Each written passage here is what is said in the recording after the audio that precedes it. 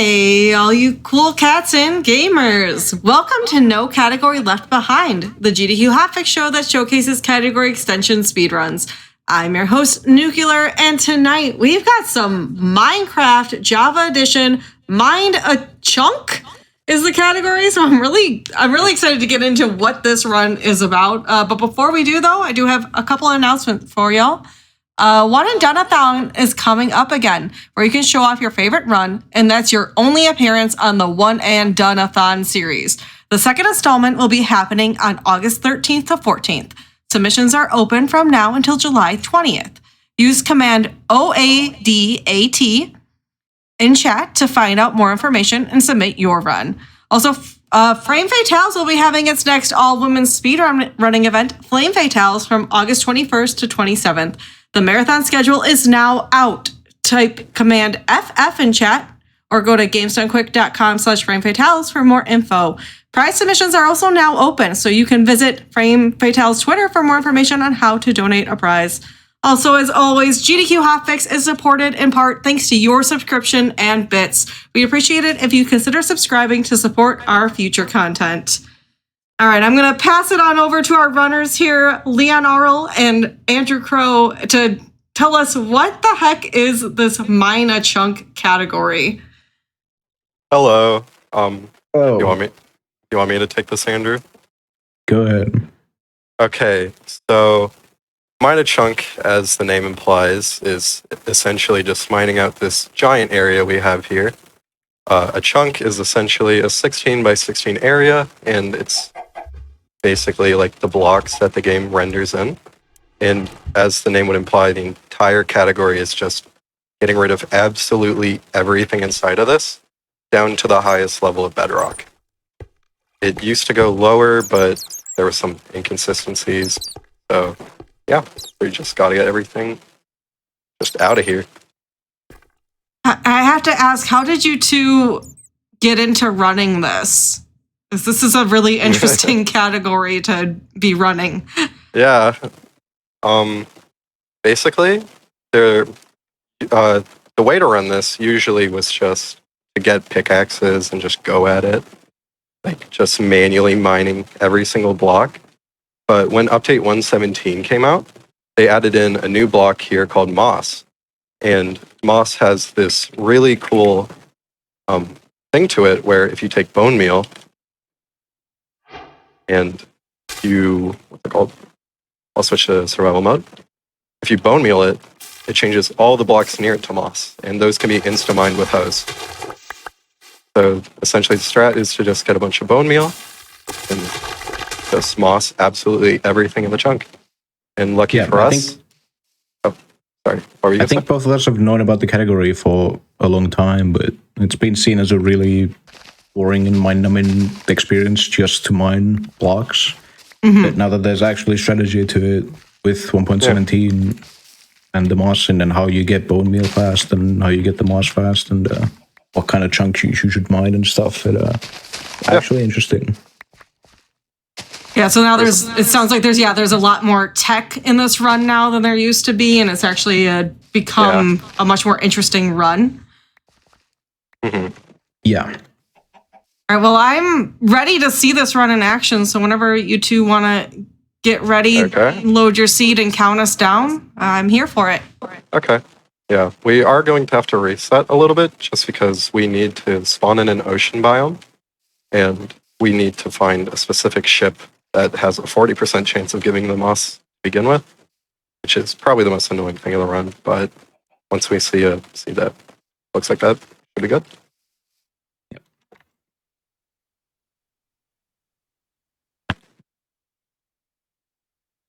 Okay. You want to get started resetting now, Andrew? Yep. Time to load the first seed. Do we want to count down? Yeah, you can count us down. Whenever you both are ready. 5. You ready? Yep. 5, 4, 3, 2, 1, go. It begins. Now we just need to go until we find a coast. with an ocean biome and preferably flat ground. Yeah. One of The ideal the biggest situation? challenges getting started here is actually, as they said, getting a decent seed to start playing on.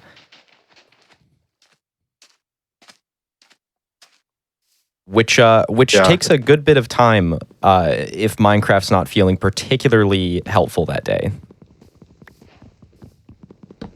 Yeah, I have now got an ocean. You can join. Ocean? Yeah. We're basically both resetting on our own Minecrafts and then opening up a LAN world for the other person to join in. And we I have just a got playable an scene. ocean too, but I moved. Okay, joining now. Yeah, you can look for a good spot for us to do everything, and I'll go look for the ship. Okay. Which hopefully has moss. Yeah, another important aspect of getting a very fast time in this category.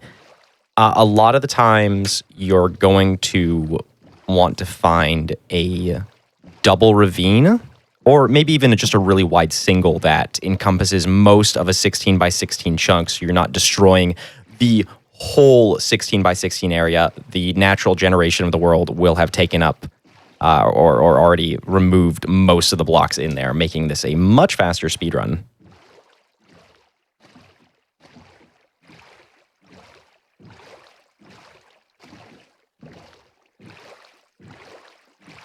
Oh.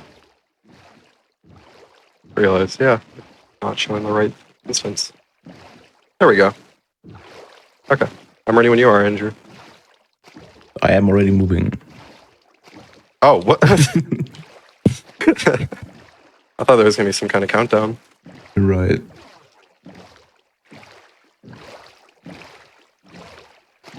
That is common in categories with more players.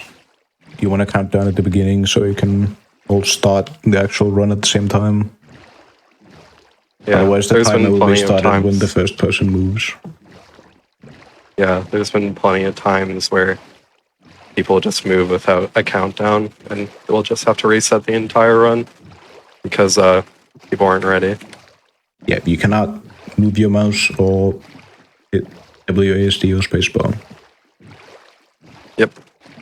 Any inputs will get that run invalidated, or your timer will just start on first input, and you'll waste a bunch of time at the start.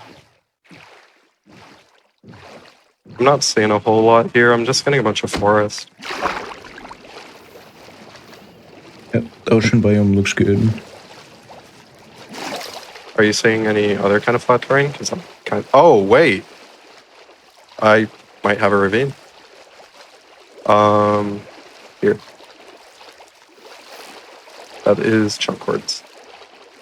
Yeah. I was not expecting us to get started so quick. So for chat, those numbers that Leonardo just wrote in the chat are the chunk coordinates. So when our runners pull up their F3 screen, there are numbers on there that correspond to the location in the world where the chunk actually is. It's a quick and easy way to notify your speedrunning partner exactly which chunk you want to start working on.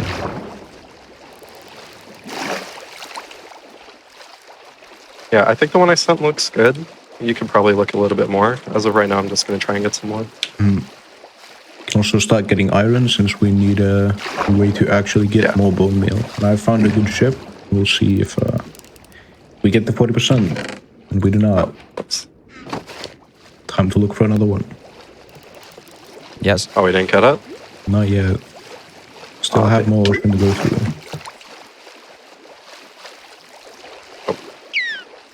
Is your RD high? It's at 12. Oh, okay. I just got like a little blip. Yeah. We need quite a bit of logs for the strat that we're going to be doing. There's a few different ways to get bone meal. You can either enter the nether, and this can get us a soul sand valley, which is a giant biome that just has a bunch of fossils, which gives us just lots and lots of bone meal. Or there's also desert temples. Those have a bunch of bones in them, and they also give you TNT, which just makes blowing up a bunch of blocks easier. But what we're going to be doing is we are going to build a machine that essentially takes all the moss that we mine and composts it into more bone meal. Kind of this just never-ending cycle. Yeah, so generally That's what. one player will build a sort of water elevator in which it allows both players easy access from the top to the bottom of a chunk, which lets them collect all the moss that they have mined at the bottom, bring it back up to the automatic bone meal making machine, and it's an ever going loop of more bone meal.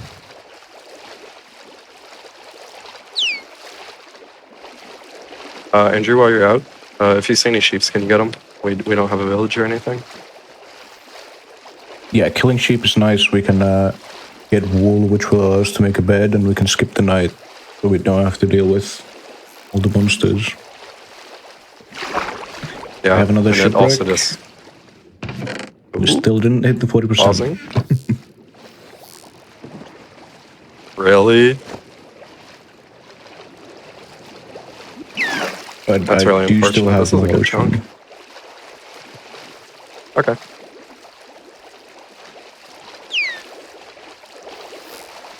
Right now, for anyone new coming in the chat, the crux of this run depends on whether or not Andrew finds moss in a shipwreck, which, as mentioned earlier, has a 40% chance of spawning. Without the moss, our speedrunners would have to mine the whole chunk out by hand, or rather by pickaxe, which is a very outdated strategy and not super enjoyable to play or watch. Yeah. Kind of a nightmare. I remember back when the category first came out, I tried doing a solo run, and it ended up being about like 3 hours of just mining. And unfortunately, the recording didn't even pick up the menu, so it just was completely invalid. So it was essentially just 3 hours wasted. But surely you had fun doing it. I had a blast. What could be more fun than holding left for 3 hours? Yeah, and so what Leonon's doing right now as well is taking this time to mine out any ores by hand, because ores, gravel, stalactites, and sand, even though that's not in this chunk, cannot be covered up by moss.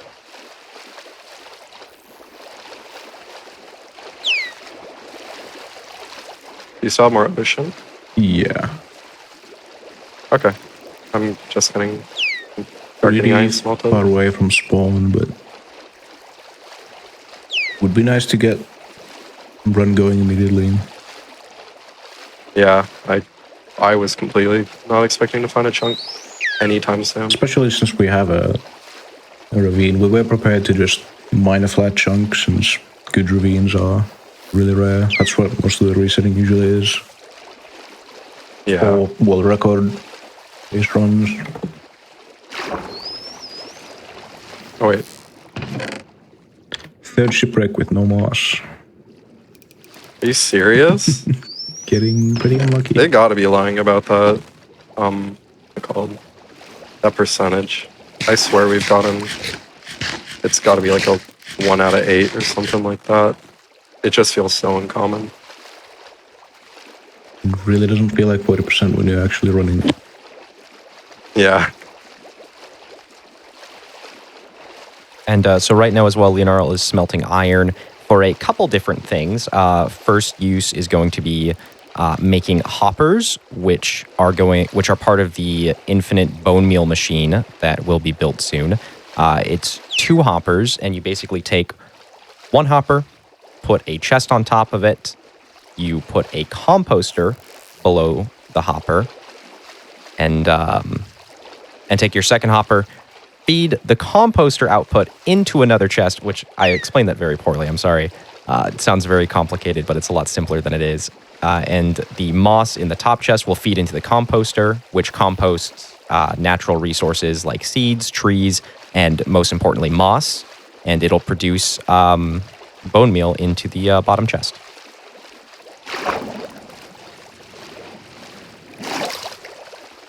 This is kind of being a nightmare.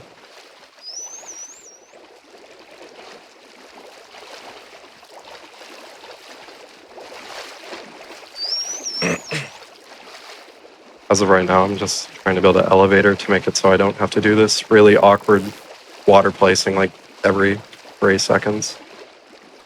Yeah, one of the most frustrating things when it comes to mine a chunk is entering and exiting your chosen chunk to mine. And so a water elevator really saves you the time there instead of having to pillar up using blocks, which oftentimes if you're using a ravine to mine out a chunk, you're going to end up having to remine those blocks to build your way out. So a water elevator is simply the most efficient way to get up and down.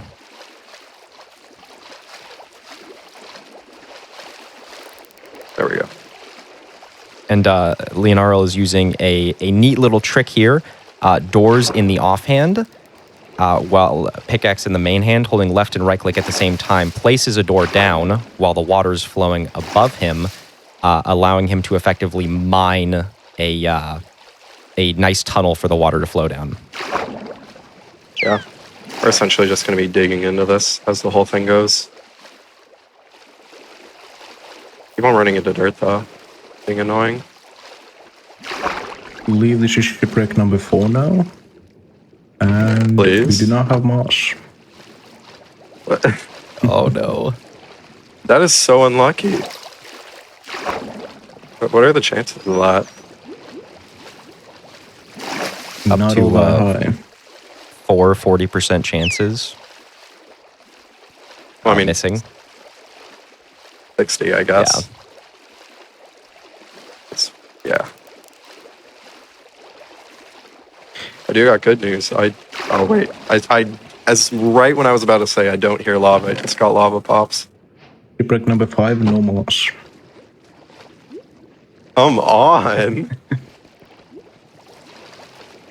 That is extremely unlucky. Do you still have more ocean, or Yeah. is it looking like we're gonna just start over? Still looks fine. Good showcase of what Minecraft speedrunning really is, especially for random seed. There is yeah. It is The a lot game of just RNG. the game just absolutely loves to just not help you in any way possible. It really is just frustrating.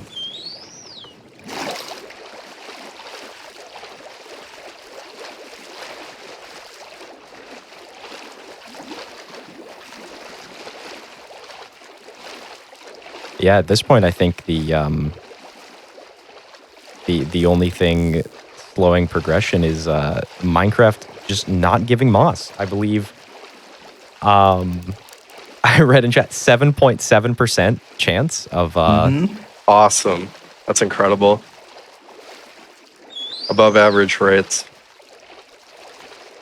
I got dug way too deep. A lot of the time when we are really going for a fast run, we try and get a desert. So a lot of this is a little, I'm not too ready for, Yeah, because we've recently realized that getting a good amount of bone meal right at the beginning before you build the machine is actually really fast, since you can get started quickly.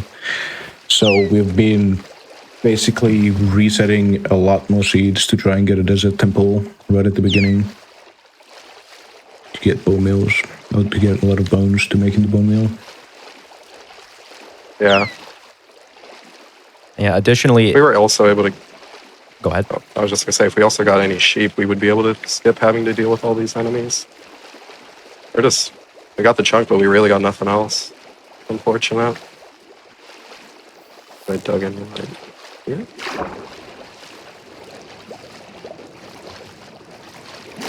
Yeah, a mostly ideal seed would look something along the lines of desert temple next to an ocean, and from that point on, you can spot ravines a good bit easier in a desert since there's no trees obscuring your view.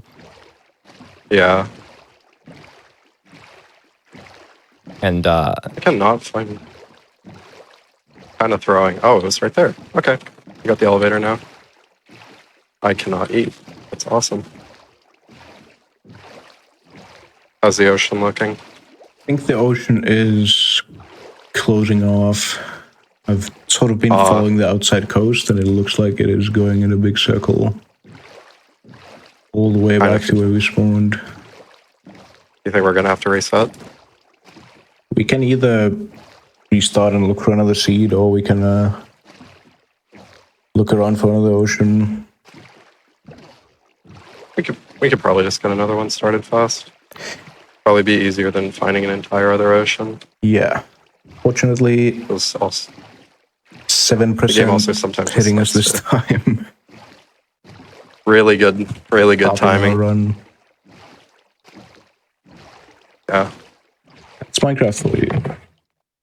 In our record run, we basically had everything level down to where I'm standing right now at this time, but we just haven't been able to pull that. Yeah, it looks like we're gonna reset. You need to reset. Okay. That's unfortunate. We could try Yeah, again. this is where the time estimate is a little bit generous, so we can... You'll never believe what I just loaded. I just got an ocean immediately. Very good. Got RD down. Okay, should be open. Nice. So to talk a little bit about the version Leonardo and Andrew are running on right now, people used to speedrun 1.16 for Mine a Chunk just because it was the standard speedrun version at the time. And now 1.17.1 is the ideal version to speedrun on because you're going to be able to find that moss block and shipwrecks. However, it is only in 1.18.1 that moss actually spawns in the wild in the dedicated lush cave biomes, which means the shipwreck is literally the only way to obtain moss in this version. And then additionally, here, I'm ready to start this. So yeah, go ahead. If you want me to count down. Okay, we're gonna start this one in 5, 4, 3, 2, 1, go. Here I can check ocean. I will go look for a potential ravine or big cave. If you want the RD up, let me know. I mean, you can put it up to like 15 or something. Okay, I got it 15. Yeah, since we are both living on basically opposite sides of the world, our connection to the server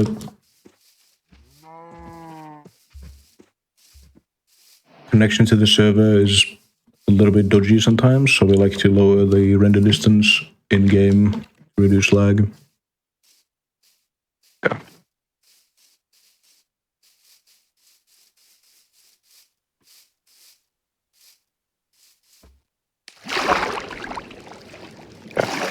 It's weird my OBS is acting up. I might just have to do single instance if it's just going to keep doing this. That's no issue. That should be. We'll just get record here. Just no more resets. This is it. This is the run. Yeah, it's okay. This will just be the run. now you've got a 93% chance to get moss because last time was 7%. True. Yes. That is how that works. Oh, I think I might see a ship already.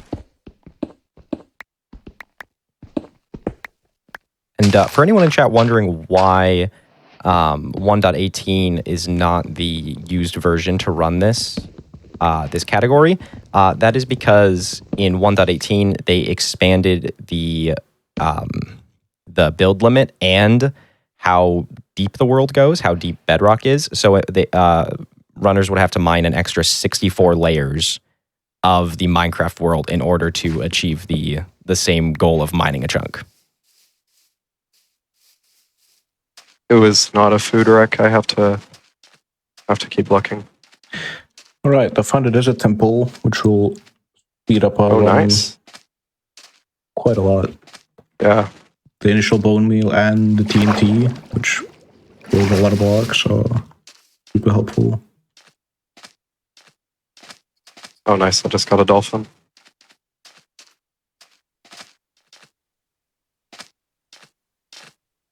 And for 1.18, as crazy as it sounds, even though there's 64 extra layers, if you speedrun the game, if you speedrun mining a chunk on a set seed, people actually do use 1.18 since the caves are bigger.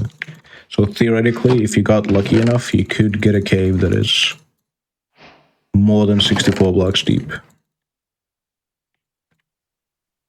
Dolphin Ditch. Yeah. It definitely is possible to have that version be viable to get world record, but with just how hard it is to reset for this already, that one's going to be infinitely worse, I believe. So the seed that's used in the set seed is crazy. It's basically just entirely hollow down into like, let's say like 15 layers? Something like that. Something like that. They also utilize a really rare structure that we've only gotten once, which is essentially overworld fossils, which also just have plenty of bone meal, but they just are extremely hard to find because they're almost always just entirely buried.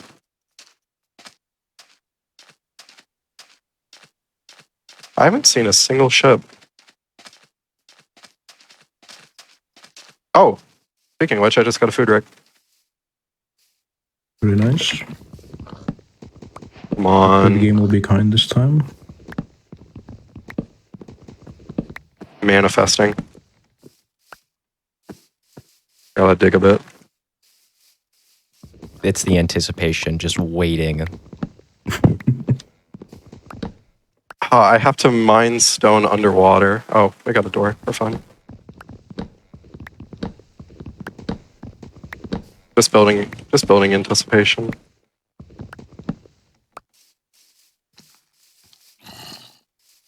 Moss, we finally got it. Geez, I don't know why that was such a hassle. I'm putting Is that a in- chunk? That is not chunk coordinates, it's just normal coordinates of where I am right now. So Okay. Yeah, you can I'm at count like this one since I've moved quite a lot. I'm at like 750, 500. Yeah. So fortunately now with Moss in hand, the run is ready to fully commence. I believe you guys mentioned that if you're not able to find a nice ravine, you had it in mind to just mine a standard chunk as well. Yeah. Yeah. I think that'll probably be the play here. We Not- didn't think people would just want to see resetting the whole thing, so we'll just pick what best one we can find. Yeah. Also, it'll look Oh, I really got cool another at the full end, ship. since it is just That's a true. hole in the ground. It'll actually look like a chunk error. That's basically what we're making. Yeah. Ooh. I got 17 iron. That's good. I have picked a chunk for us. It is Okay. as flat and as low down as possible for a chunk with no caves or ravines. Yeah. Can you send him one more time? I'm just swimming, so it's all awkward. Yeah, dude, my chords are perfectly flipped, except I just have a positive 30. I'm literally at 28, -5 right now. I'm That's pretty still funny. gonna look for a cave just to get iron. Okay, well I've found a ravine. We're looking for a cave. Perfect. So we'll Is be it big? switching to this chunk. It's actually a very good looking ravine. Awesome.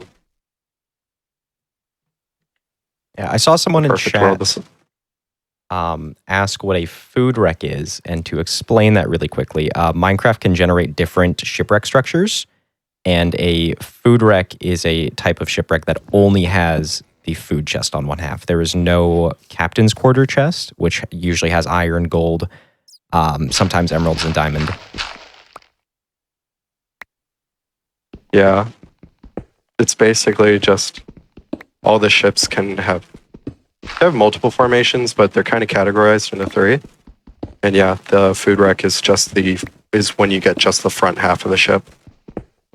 And that's specifically the one that will have moss in it.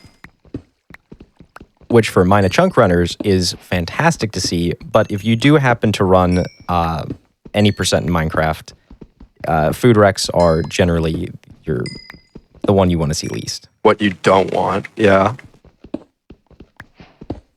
Ideally, we just get both, but yeah. Oh, I'm pretty close. The -6, -33? Yeah. Okay. Yeah. I'm coming over a hill right now. I don't see you. Oh, there you are. Okay. Do you see any sheep around here? Oh, Yeah, there's plenty. Yeah. I have a bit already. For us oh, okay, tonight. nice. I also got a bit of food, so we should be good. Where is it? Oh, wow, yeah. You can also Oh. go ahead and lower. Yeah, this is a the really good chunk. distance. Nice. Oh, yeah. I have it at, like, 6. Okay, spawn set. Here, I can get a small version of the machine going.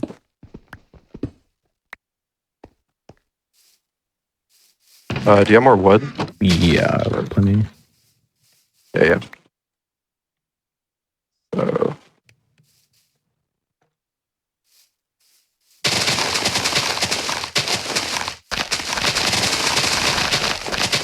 okay. Here, I'll just... Oh, here, if you want to get started. The moss is in the chest with the bones. Good. So yeah, this was the machine that Shaw was talking about. It essentially will just take moss from this chest at the top and turn it into bone meal at the bottom. Like, it'll take any kind of plant material, like wheat or leaves. I already have a iron pick too. There we go, bone meal. Can you split some of them? Oh wait, actually, I'll build the elevator. Okay, that sounds good.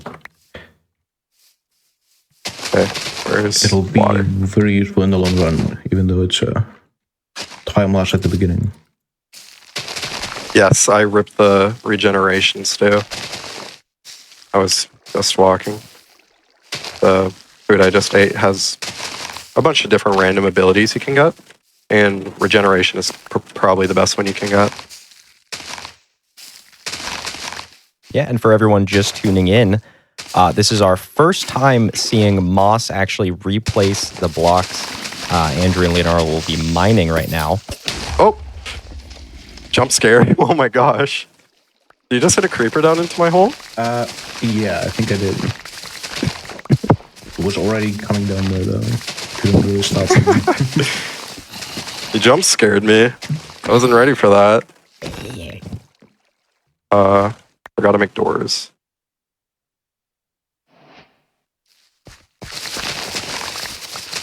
And you should, everyone watching, you should be able to see as well. Andrew currently has many stone hoes in his inventory. And what that does, moss can be mined fairly quickly by hand, but using a stone hoe makes it break pretty much instantly, making for very fast mining, a lot quicker than you would mine dirt with a stone shovel. Yeah, and luckily I'm getting a bunch of stuff to make them as of right now while building the elevator. I'm not hearing any lava, so that's a good sign. There we go. Okay, elevator's built. I might have to clean it up a little bit though. Yeah. Yeah, any cave that goes below level 11 will just be filled with lava, which if water hits the lava, it will turn into obsidian. That'll take a very long time to mine, which is why we do not want lava. And in general, both just cannot be breathing out moss. the lava is annoying. It both is unable to be mossed, and it just takes forever to mine anyways. Yeah. So Even with a diamond That's it. pickaxe, which is the only pickaxe that can drop obsidian when you mine it, it takes 10 seconds per obsidian block. So yeah, it's just something we really want to avoid. Wait, what is...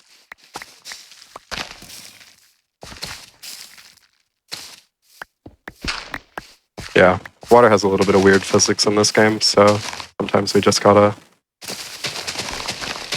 to deal with it. It can be kind of annoying.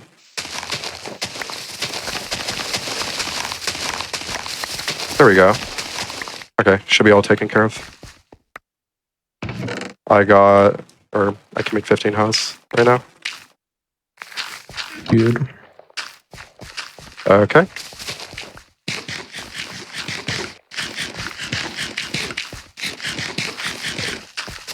I'm just gonna drop them by the chest there. Yeah. Do you have any bone meal right now? Or, oh, I can just grab from this chest right now. Yeah. The trick here is you put the moss in your offhand. And so whenever you have bone meal in your hand, you can just double click it and it'll just automatically change everything in a moss around it.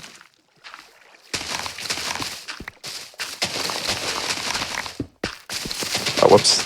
Ran out. How much bone meal do you have? I have 60. I can split some. Oh yeah, I had 4. Still have a bunch left in there's a temple. Yeah, and everyone should notice that both our runners are being very particular about making sure they moss this area at an even level, because moss will grow horizontally very nicely. However, it does not grow vertically as well. So if you get really deep in one area with moss and you haven't been covering it evenly, it makes it way longer and much more frustrating to level it all out.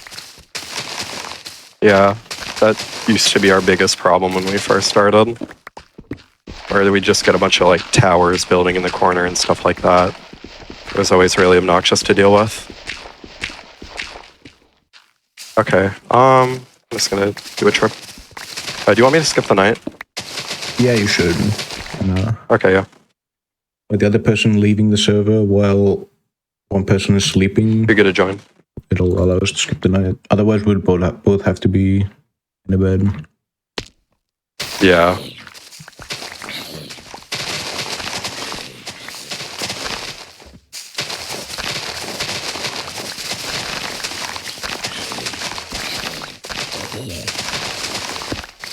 Okay.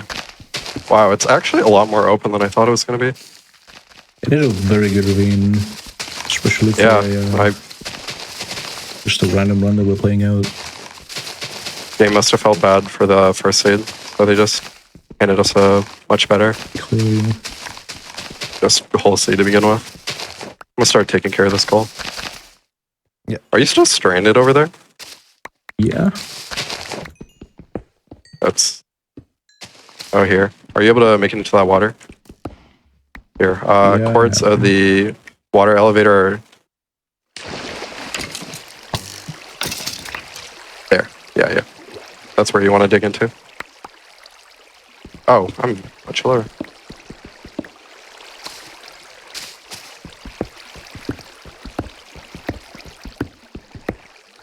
We do also want to be careful about how we manage the water elevator that we used to go up and down, since blocks that are underwater cannot be turned into moss. We don't want to spread it around too much.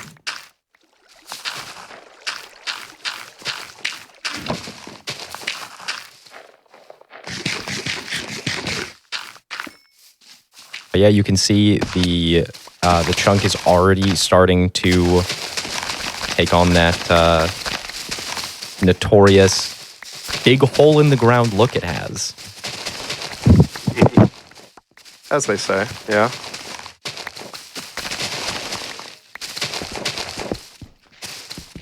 Oh, that one had carpet on it. Yeah, so the goal of the speedrun, for people asking, our speedrunners are trying to clear out this entire chunk down to Y level 5, which is where bedrock first starts showing up. Here, drop your moss. Oh, I'm getting shot. There we go. Oh, bones. Sick. Oh, watch out.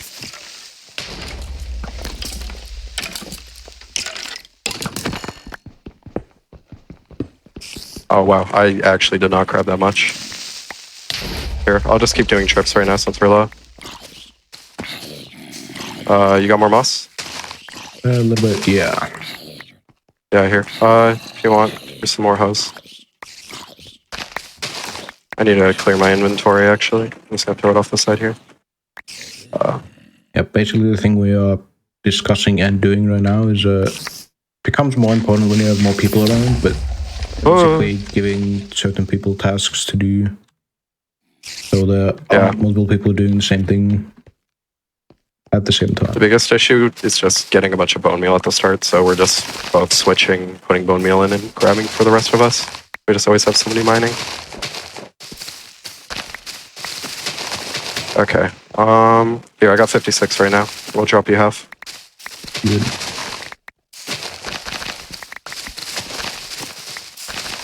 So one of the biggest difficulties with mining a chunk that's already mostly ravine, and you know our runners are very skilled at the game, so it's not as big of a problem. But it is the mobs that continue to exist in the dark parts of the ravine off to the side can cause a bit of an issue as they get lower into the cave.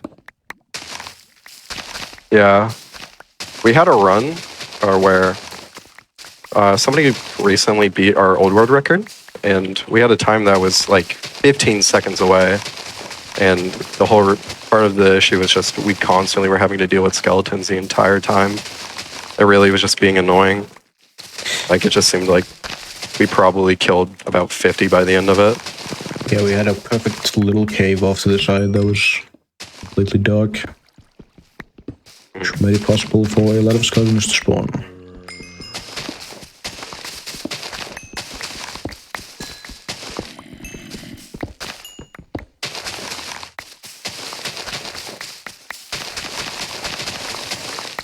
Here, I'm out of hose. Drop your moss.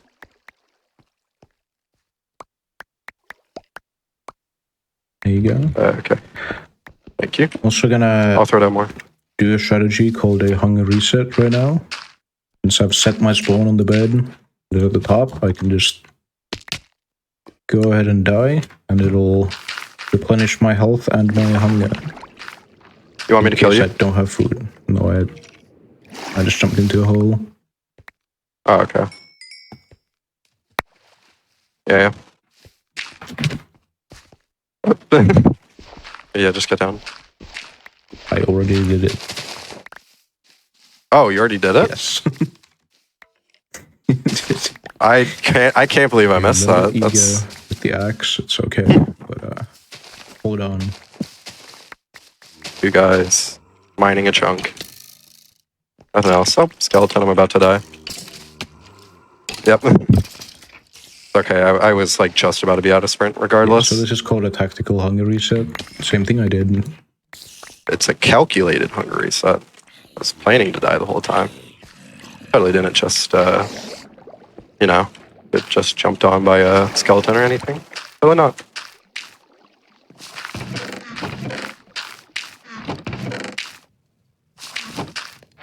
Yeah. I got 60 bone meal if you need it, by the way. Oh yeah, you can drop a If little you can, bit. can you Make sure to keep mining all the iron ore so we can eventually upgrade our machine. Oh, yeah. Yeah. As soon as possible. So one of the incredible things about this category and its development is how efficient it is to have that machine up top that's constantly turning all this moss they're mining back into more bone meal to grow more moss, which they then use to make more bone meal and grow more moss. And it's a never-ending cycle of efficiency, which allows this run to happen as quickly as these guys can do it. Yeah, it very much is.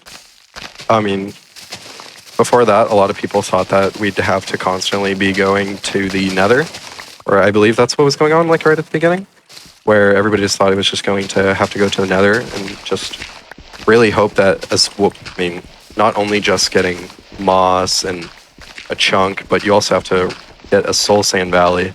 Oh, also drop your moss. And like I said earlier, these soul sand valleys have plenty of fossils in them, which would just give us the bone meal we need. But just having, just the fact that moss is able to be composted at all, just really, really helped make people actually want to run this category more, instead of adding more layers to reset on.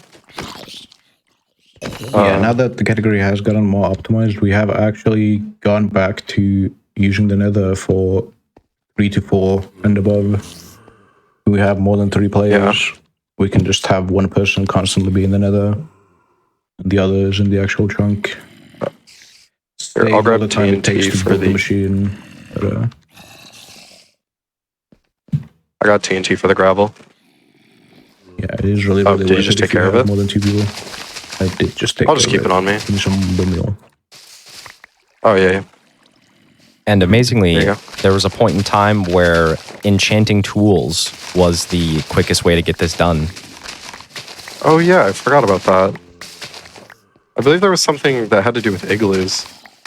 Yeah, igloos are for those who don't know, igloos are a structure in Minecraft that house a zombie villager and the components necessary to cure said zombie villager and turn them back into a regular villager. And if you do that, you are able to trade with them for highly discounted prices. And so some speedruns would involve curing that zombie villager and trading with them at very discounted prices in order to get enchanted tools, which would let you mine a chunk a lot quicker. Yeah, that strategy was going on before I think either of us ever got into them. I think so. So I was really never familiar with them. Yeah, way old. I believe, Shaw, you've actually been in this category longer than we have. Yeah, so I've been playing this category, not as of late, but I was one of the earlier players to get into at least the big group categories about a year and some ago. I think we had 60 people on one Minecraft server to dig a chunk, and we did it in just under 9 minutes. You know if that's still a record? It is. I don't think. It is not. Oh. I believe our time was 8 minutes and 59 seconds, and the new record is 8 minutes and 57 seconds. Darn, that's close. Yeah, there's still potential. I remember. For that Yeah.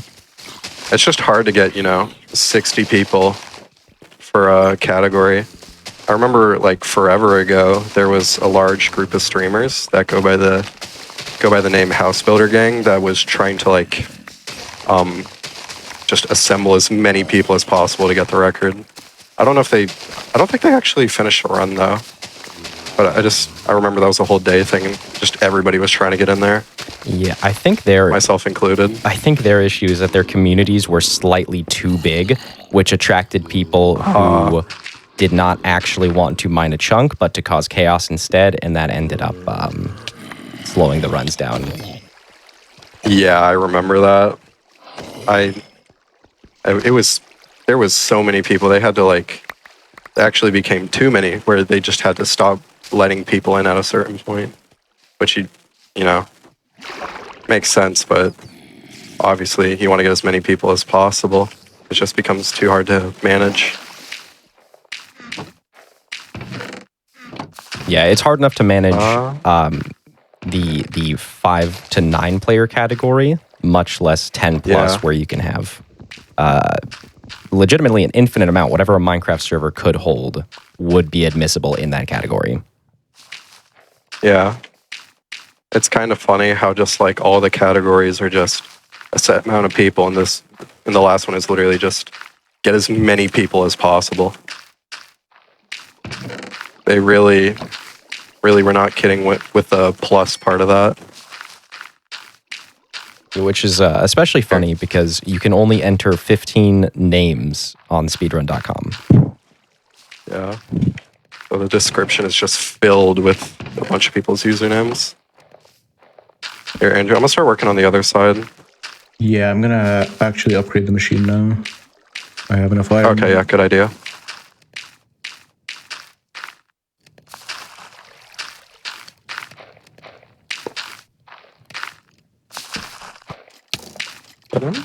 And so upgrading the machine entails adding an extra chest on top and some extra hoppers with an extra composter in order to basically double the efficiency of all bone meal output. since there should be plenty of moss in that chest now due to how much has been mined. Yeah. All those 4 pieces of moss we found is basically everything. It's just everywhere. Fill my inventory. Just gonna turn into more. If we want, we could probably look at the statistics at the end of this, and so we can just see the total amount of moss mined. I think another fellow run of ours, Duncan, pointed out that we could just do that. Oh wait, I just realized there's like a bunch of trees overhanging into the chunk. We'll have to get that.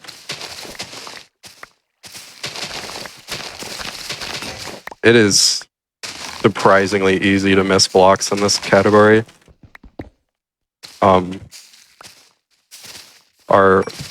The current verified record is held by us, and it's 50 minutes and 25 seconds. We have beat that since then, but that one's still waiting for verification.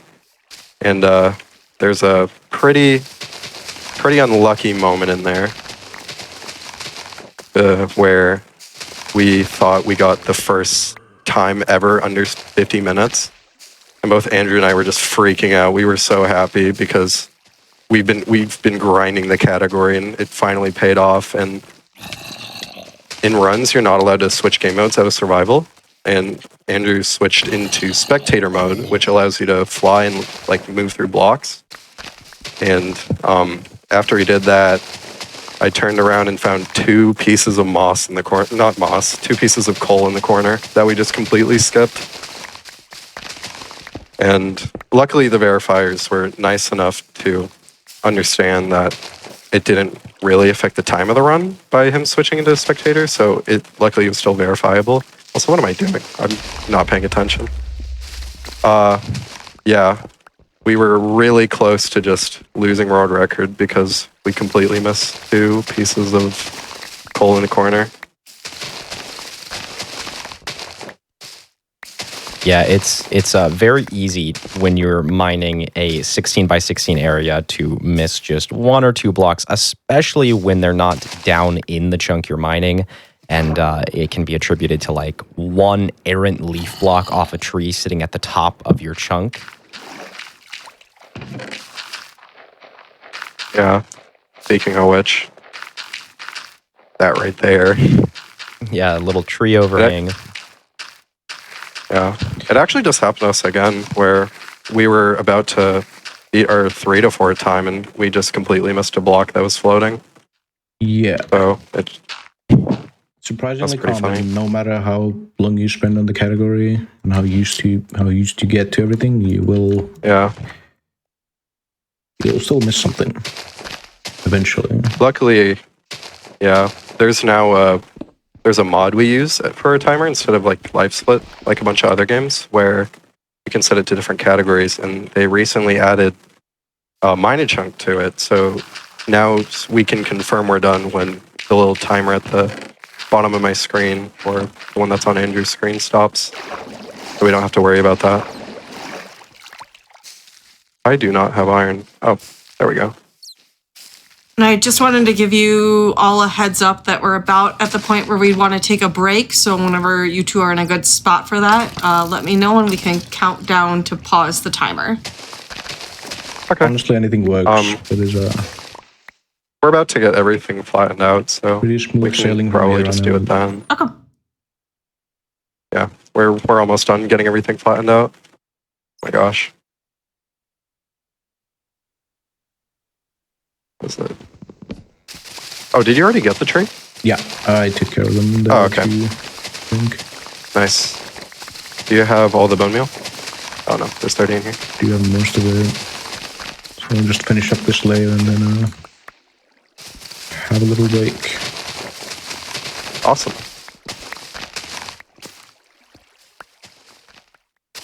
Yeah. It's actually got to be a little bit nice in normal mine a chunk speedruns. You can't stop. You got to finish the whole dang chunk in one go. Yeah. Especially difficult when you've been looking for the good world for multiple hours and potentially dozens of hours, and then and have a break. You can't really think about anything. You just have to go. Yeah, Deal with the it's noise. really this category is really basically a test of stamina to see how fast can you really be. I mean, how long can you really be just mining as fast as you can? Because a lot of time you're doing it mindlessly and you don't even realize that you're missing stuff like I just did. Yeah, it's Got myself a little tower. especially interesting when it's a much longer category like this one, because it's all about consistency and, like you said, stamina. Because, you know, if you play the any percent category, a lot of the times your higher, like top tier runners are going to get a time under 15 minutes, and so you're putting a lot less stamina into those runs, basically. Versus this, it's always going to be a 40 minute to an hour endeavor every time. Oh, yeah, we also got everything flattened out, Yep, so we'd be ready good to for take the a break break. if you guys are. All right, if you want to go ahead and count us down, and we'll pause the timer. Sure. So 5. you want to do it, Andrew? Yeah, let's just go from 5. 5, 4, 3, 2, 1, and pause. All right, chat. Here on GDQ Hotfix, we do like to take wellness breaks, so we're just going to take a quick little 5-minute break here. I'll let everyone get up and stretch, use the bathroom if they need to, and you should grab a snack at home and come back and we'll do some more mining. We'll be right back.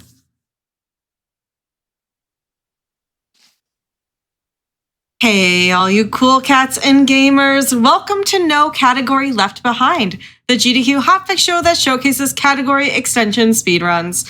I'm your host, Nuclear, and tonight we are mining a chunk in Minecraft with Leon Arl and Andrew Crow. But before we get back to the run, I do have a couple announcements. If you are watching on YouTube, hello, hi. Go to twitch.tv/GamesDoneQuick if you're interested in looking at our live content, starting weeknights at 7 p.m. Eastern and weekends at 1 p.m. Eastern. Also, GDQ Hotfix is supported in part thanks to your subscription and bits. We'd appreciate it if you'd consider subscribing to support our future content. Also, make sure to stay tuned because after this show is the first episode of She Is Speed, hosted by Lana Ruse. And tomorrow, starting at 7 p.m. Eastern, is Game Masters, followed by Time Capsule. All right, I just want to let y'all... Can you explain if, let's say, someone just stumbled upon this stream, what is this run and what is going on? What are we doing? Here, Andrew, would you want to take it? Sure. So basically, everybody already knows Minecraft, I'm sure. You mine blocks, you craft, all that. The game, when it renders the world, it splits it up into 16 by 16 block areas. And the goal of this run is to mine one of those 16 by 16 areas all the way down to bedrock and remove every block however you can. Yep. And as fast as possible. Hopefully. Yeah. And we've been using moss to get rid of all of this for now. But I think we're good to start whenever you guys are. Yeah, go ahead and count us down and we'll get back to it. Okay. I got it. Yeah, you can do this time. You believe in me? 3, 2, 1, go. What a good time for a voice crack. Oh my gosh. I knew it was going to happen sometime this stream. I was talking with some people before this.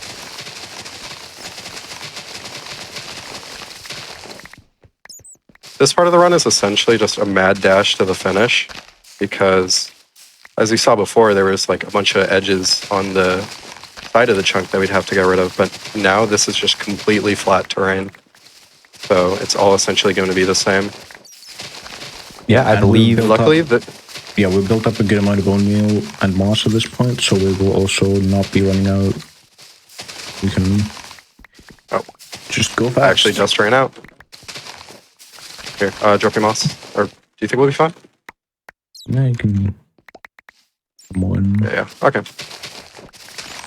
Yeah, at this point, our runners are at approximately Y level 15, or sorry, about Y level 20, give or take a couple layers. And the end goal is for them to get down to Y level 5. So there are approximately 15 more layers for them to get through. And hopefully there will be no complications toward the end with any errant lava pools or large patches of ores that cannot be overwritten by moss. Or the worst possible ending, the geode. Yeah, brand new structure in this version, which also introduced moss, is a geode which contains. I'm not sure what the block is called, but it has amethyst crystals. But the worst part is the outside shell, which is quite large. Calcite. And it is made of calcite, which cannot be turned into moss. And we would have to mine that by hand. Yeah.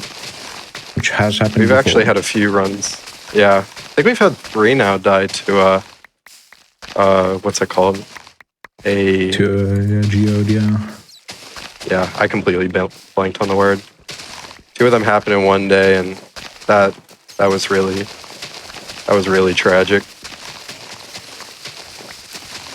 That was also a long session, I believe, around 10 hours, ending into big failures. Yeah. Luckily now, we are able to use a program called Zero Tier, which essentially just lets us make our own servers by opening to LAN. It lets us connect and join together. But we used to use this like $5 server I bought, and instead of being able to just like reset every second, the moment we realized, it was basically like we'd load a new world a minute.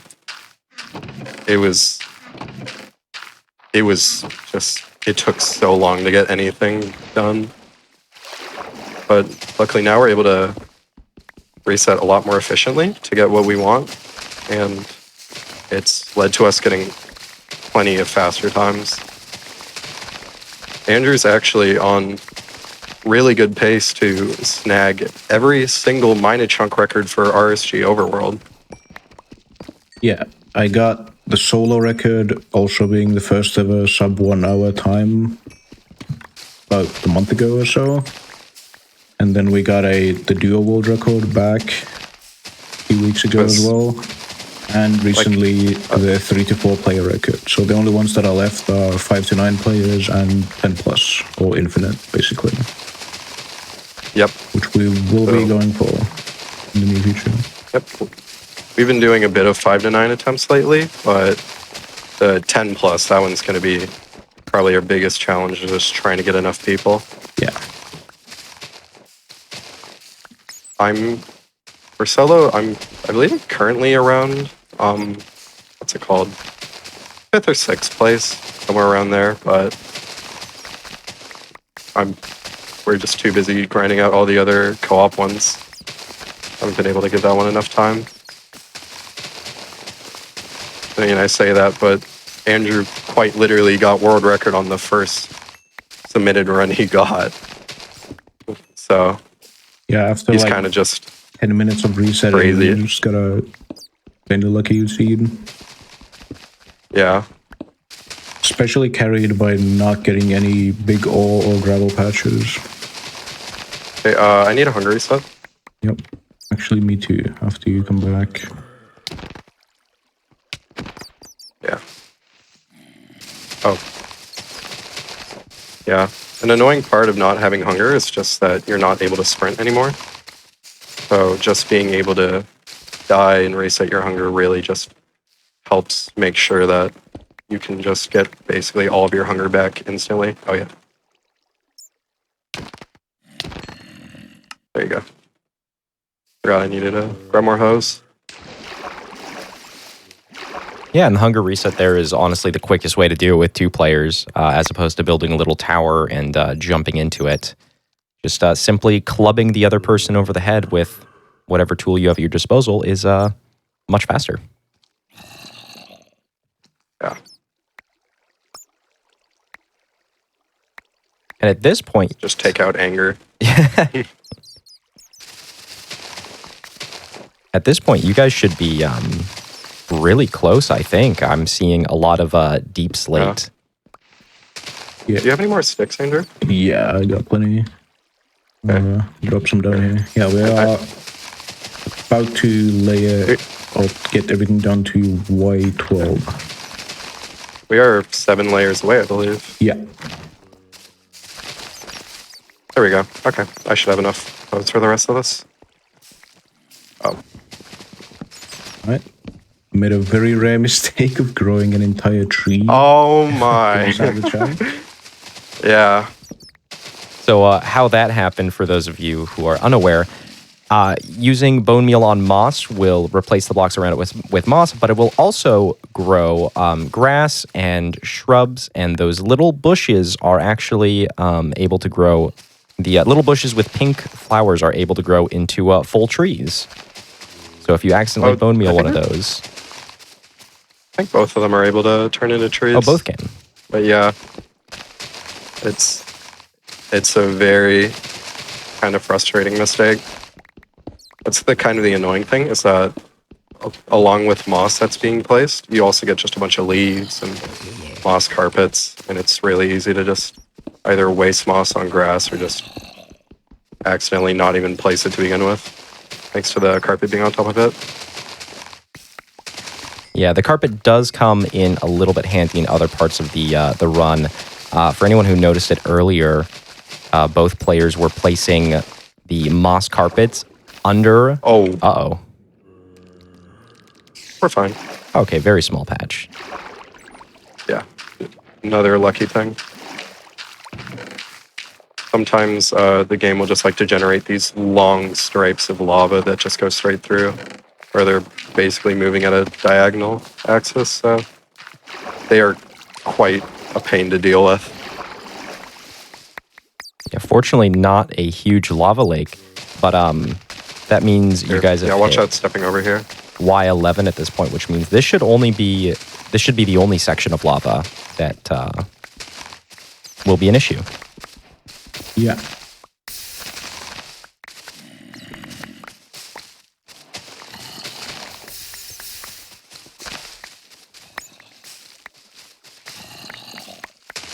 Yeah, I'm just trying to place as much moss as I can into this, because we just have an abundant amount, and we can just break it again instantly.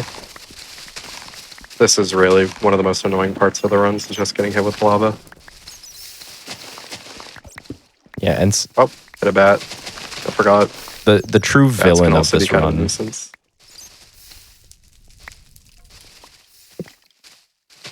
What's the true villain? the bats, always in the way. Oh, yeah. It's insane how small they are and how much they can just consistently get in your hotbar when you're trying to break stuff. I swear, like, in our duos record, we had to have had like 20 of them, like, constantly flying around us. Oh, hey, we found diamonds. Let's go. The main reason chunks are mined is to easily and quickly locate diamonds. Yeah, this never was mine a chunk. This was just one big obtained diamond RSG. Which, this is the best way to do it. Yeah, this is for sure a great way to get last place.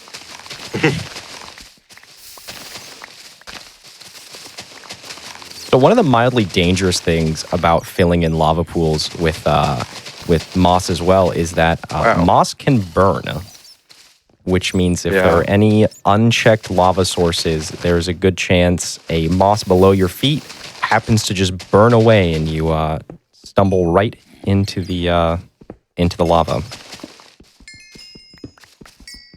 This one actually turned out to be a lot bigger than I thought it would be. Yeah, it expanded. No issue though. Yeah. I think we ended up getting one of those diagonal ones I was talking about, but luckily it only changed like maybe 3 levels in elevation. Yeah, which means we can reach all the way from the top to the bottom and place blocks down there very easily.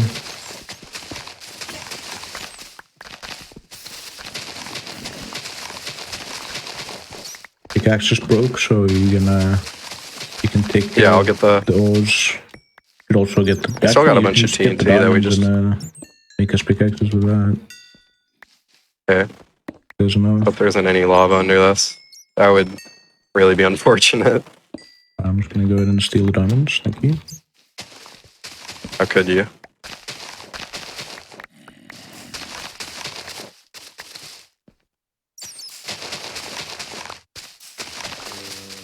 one of the more frustrating things for while you're just on the home stretch, you've got less than 10 layers to dig.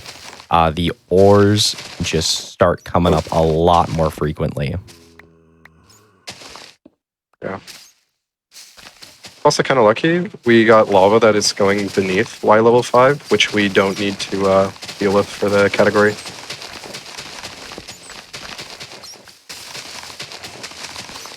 Yeah, only everything above Y level 5 needs to be completely cleared out, and the run will be valid. I believe it used to be a rule that you had to mine all the blocks that are visible in between the bedrock, but trying to do that became too sort of janky and difficult. Yeah. So people just decided that. I remember seeing so many. There were so many submitted runs that just like for like a frame on their recording, you could see just like one piece of stone peeking out. I think it just kept on happening where it's just extremely hard to just find out where all of them are because, you know, they can kind of just go up, down, stuff like that. So they just eventually realized it would be easier for everybody. And we're actually about to finish. Okay, there's just this in the corner. We need to and we just clear out when the timer stops at the bottom, time's over. all of the carpet and grass that we have placed. Yeah. And yeah, the timer should automatically stop. Oh wait, I just thought it ended. Whoops. What are we missing? What? Maybe not. The mod might not be working correctly, but I believe we are done. Yeah. Are we? There's one more grass. Are any glow lichen? That's Anything it. like that? There we go. There's one more grass. There we go. That's time. Hey. Yay. GG. There we go. GG's. Adjusting for the break we took, That's insane weird. Third That was place. sub-hour. Not bad. Yeah, we were worried that there would be a lot of world setting today, and looks like the game was not too mean. Very generous. Yeah. Those ravines They were really lovely. got us with the first seed. Yeah, the first, yeah. What's that? We ripped the 7% chance. Yeah. Yeah, that's crazy. I was really expecting us to just mine out a completely flat chunk. I was not expecting us to get an actual like good ravine. I was really expecting about like an hour 15. But wow, I was not expecting this. That's awesome. And chat, because the game was so generous, our runners are going to do 2 other additional category extensions runs that we didn't plan on doing initially, but we were blessed by the RNG. So now we're going to switch over to filtered seed glitchless. If y'all want to tell us what's that category about. Andrew, I think you know a bit more about it than I do. I have history with playing the category from the very beginning. So there was a person called Andy Novo a while back, late 2020, who came up with the Professor idea. Ninja, right? Yeah. Professor Ninja, Oh wait. also known as, He Oh, that's the same guy. yeah, My bad. came up with the idea of having random seed, but all the seeds being good was the original concept. So you wouldn't have to reset a whole lot of bad seeds, but you still wouldn't know exactly what the seed entailed. So he worked a lot of technical stuff that I don't understand, a lot of coding, simulating, all that. And he was able to automatically filter through hundreds of thousands of seeds to find ones that had good locations for structures and and stuff like that, which has slowly evolved with getting more and more efficient over the past year or so. We'll be looking at one of those seeds in a little bit. Yeah. I have not ran it in a little while, but Andrew, I believe, also has the record for the fastest time to leave the nether in that category. The pretty silly. Was it like 240? It was fast. It was sub 230. I believe the only one. Oh wow. Yeah. It's pretty insane. Pace up until that point. World record is a Road record 448. is by Davey. Yeah. Also achieved a while back. I'm not a world record contender in there, but if anybody is, it's going to be more Andrew than me. But I've not run co-op for this in a while. It should be fun. It is also a fun category to do as a co-op run, since it's usually more annoying to get multiple people to do long sessions of resetting bad seeds. And with this, we can basically play every single one. Plus, I think just for what's it called? Consistency's sake, we can get somebody to just mine iron at the beginning if it's absolutely needed, because a lot of seeds are also just unplayable. But luckily, unlike Mine a Chunk, it is very easy to get around that workaround. Yeah.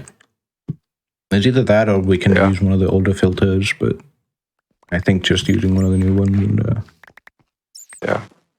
that's probably the move. Probably be, yeah. Okay, so should we just get started on that? Yeah, get going. Awesome. Whenever you want to give us a countdown, we'll get started. Okay. Yeah, do you have the we are gonna have filter installed? I believe I do, So I but don't think you I just do. want to like...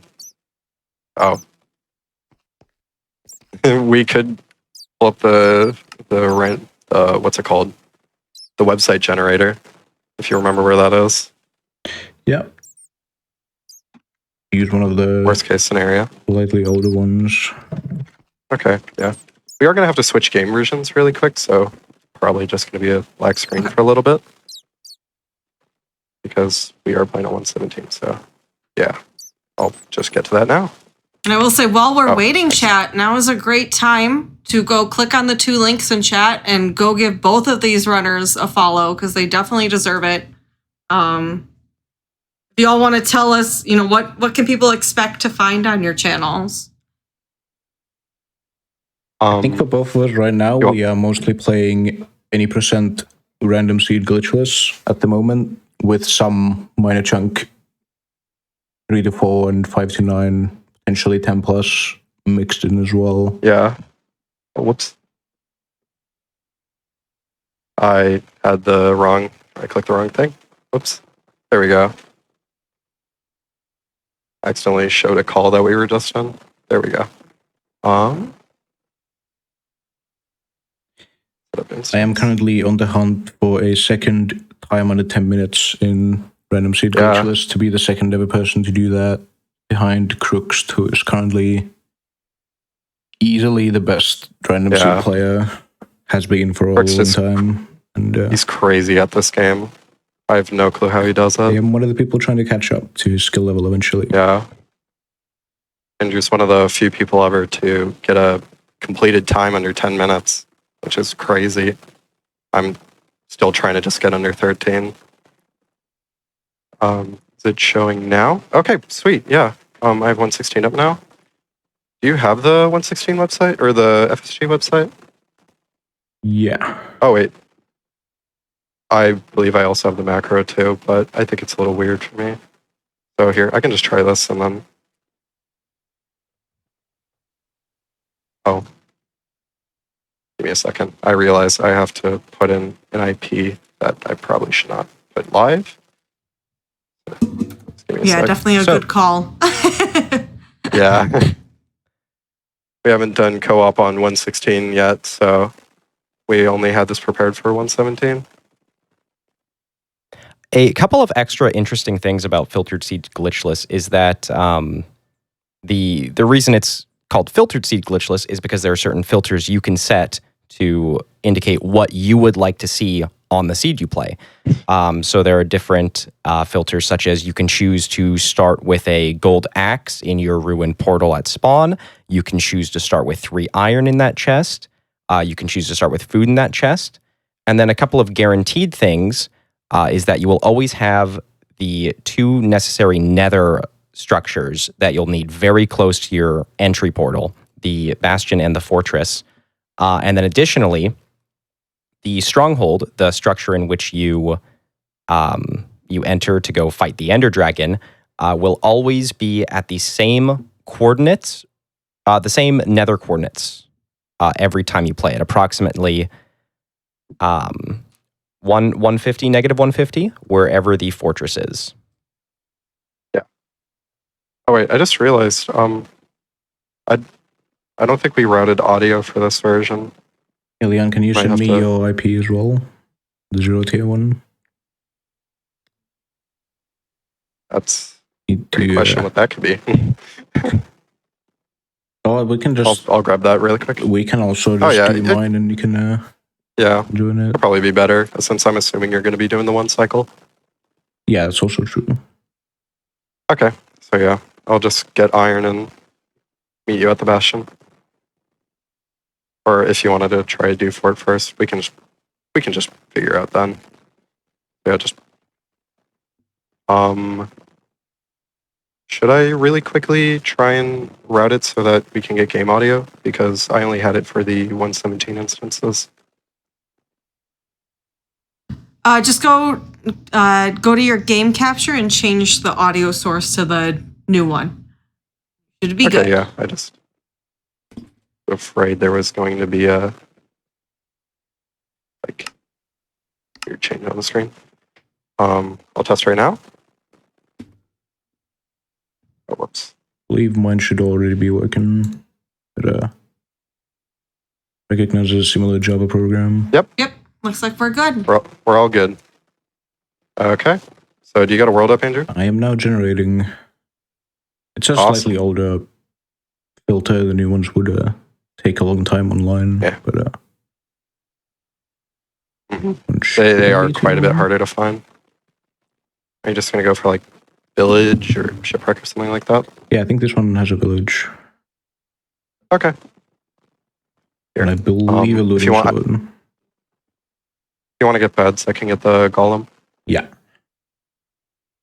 So another interesting and food. thing about filtered seed glitchless is that the solo world record is actually about 1 minute and 20 seconds faster than the duo world record right now. Yeah, I believe the more people, it actually gets longer. This gets harder to reset. But Yeah, also, I think that, yeah.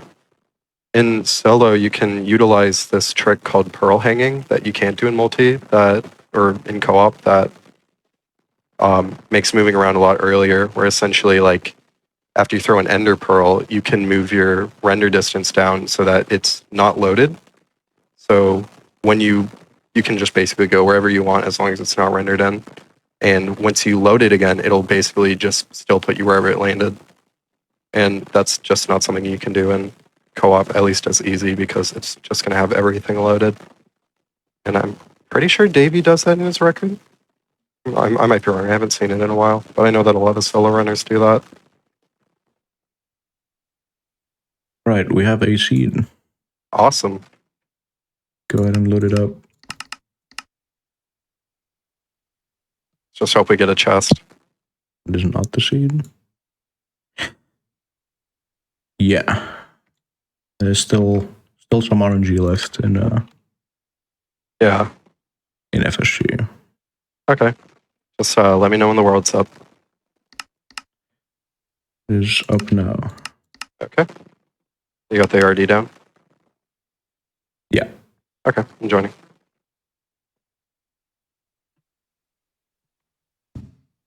Chat, thank you so much for being patient when we get this set up. This is an impromptu run that we're doing here, and I'm super excited that we get to do more Minecraft here tonight.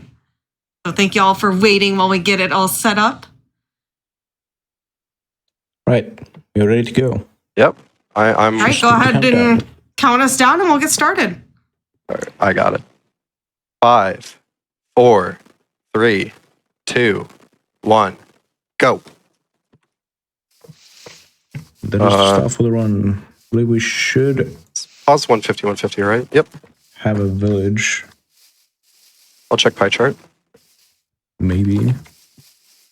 so right now our runners are looking for, I believe we you got guys one. set the filter to a village.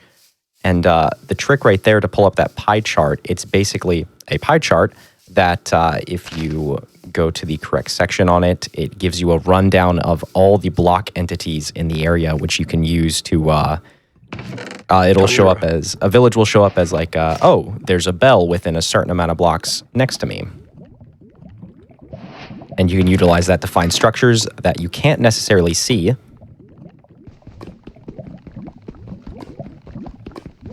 And another filter I believe that's set here is having a completable ruined portal right next to spawn, which allows for a very quick nether entry. You can see Andrew Crow here mining the crying obsidian in order to close the nether portal and make it lightable. Mm-hmm. We did not get a way to light the portal in the seed, so we'll have to we can iron from the iron golem and it's the also to get also something, and make another steel. they got a fisherman.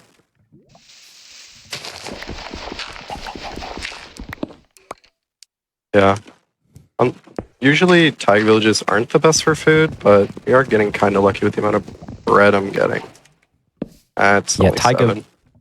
But yeah. Taiga villages are one of the few types of villages in Minecraft that will not spawn any hay bales in the village, which is the standard way for most villages to have food. All I need is the... Oh, we got a blacksmith. Come on, pick.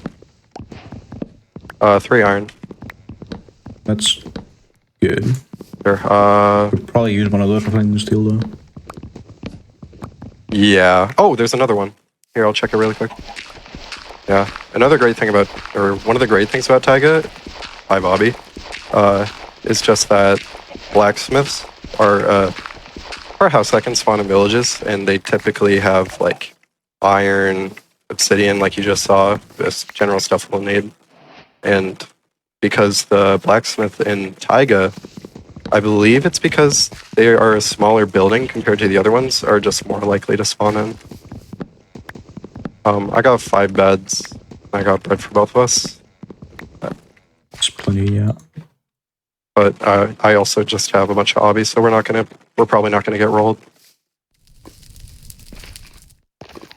Yeah, Oh, so here a it couple is. of crucial things they need before entering the nether here is, one, obviously a way to light the nether portal, which is going to be through use of a flint and steel. And the second one, which is very important, is to have an iron pickaxe, which will allow them to mine all of the gold blocks within the bastion structure. There you go.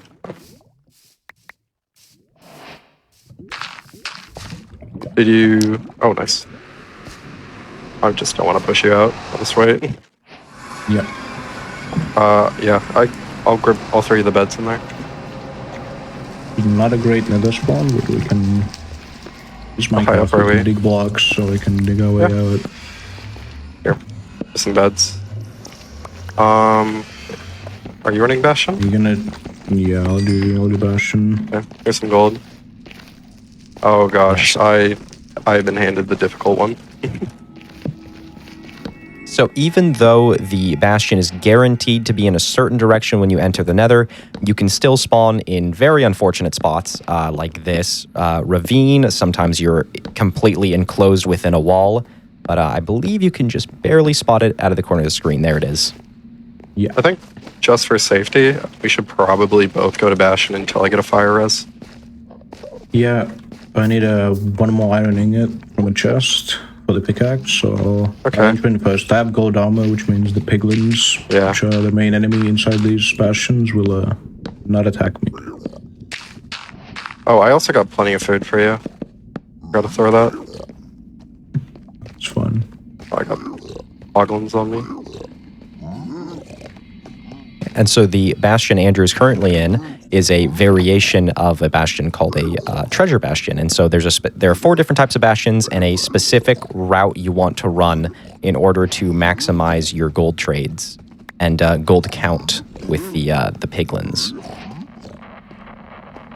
Not really sure what the best move is to do here. I'm just really trying to make this a completable run. Yeah, I got my iron, so we are... Okay. close Do to- you have spare gold armor? Not yet, but after I get all of the piglins in a hole to trade with, you can Yeah. safely come in after that. Yeah, I'm just on that bridge you made. So there was kind of a hoglin messing with me.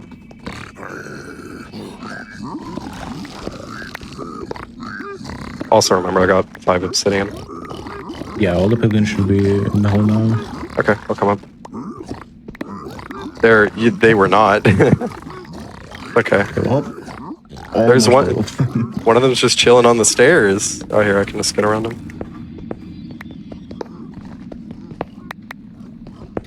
So Leonardo's task in this speedrun will be to take the a lot of these. One of the filters you can have for filtered Take seeds, these. glitchless, is to have a looting sword. Yeah, I grabbed fire res. Also, food. Can I get? Is Do that you have any pearls? Not yet. Hold on. Also, you can turn the RD up a bit. I just have no clue where the fort is. Nice. Oh, I just got like all of them. Oh yeah, that's probably fine. Yeah, I have some as well. Fine. Okay. Yeah. Treasure can be kind of annoying. It really likes to just scam you and just not give you the traits you want. But it looks like we got everything. So Yeah. fire res. Let's go. Okay, so I could try and look negative Z. I can't really tell if it's which of the 2 ways I need to go. Yeah, there's 2 possibilities for the fortress to spawn. I'm not sure which one it is yet. You turn it up a little bit. That's 16 now. Okay, so yeah. Oh, I'm kind of getting a little bit of lag. Like Andrew said earlier, we are kind of as far as you can get when it comes to just where we live, so the connection is kind of just really trying its best. Here, I'll make a boat. So one of the filters you can set for this category is to always guarantee a looting sword in that ruined portal chest, and a looting sword will get you a lot more blaze rod drops. Maybe turn down the render a bit. Accidentally left the world. What? Whoops. That's okay. Join back in. Tactical? It's I can't even think of a fake strategy. It was just there we go. Those I'll world play load them. reset. issues. Oh, hey, I got a timer now. Okay, there we go. Yeah, it was just lag. Yeah. I got the looting sword right now, so that's what's basically going to be used to deal with the blazes. Yeah, here's the fortress. Oh, nice. I also have another fire res, so. Yeah, Oh. same. Would you look at that? The RD's just down anyways. Or in the bad side. Yeah, so you can explain it, sorry. Oh, okay, no worries. In every Minecraft fortress, or in almost every Minecraft fortress, barring any This weird way, generation issues, there are always 2 halves to a nether fortress. One half has chests, and it's this half you're seeing right now with hallways that lead around, a couple staircases. And the other half is the half most runners are actually going to want to be in, because that is where the blaze spawners are located. Can we get a wither skeleton?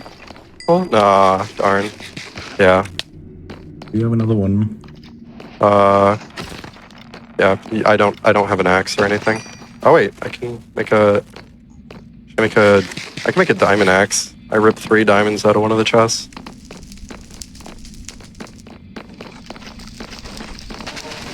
Yeah, pulling 3 diamonds from a nether fortress chest is not very common at all. So a great find there. Going to make quick work of these blazes. We don't need a pickaxe really.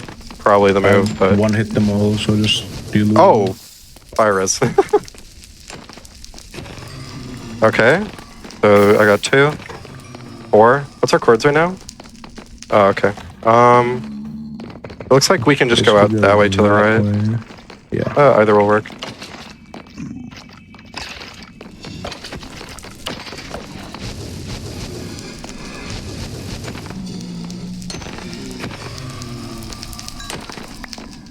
Oh wait, we're just out. We got 6. Oh wait, should I just grab 7? There's the extra one. Oh, you got the X1? Nice. Okay. Yeah. This is very, very, very not a fast run of this, by the way. Like I said, or like Andrew said, the world record right now is like 4 minutes. But it's just really hard for... I mean, there's always complications when it comes to playing co-op. Yeah, and playing for safety during a marathon is always good too.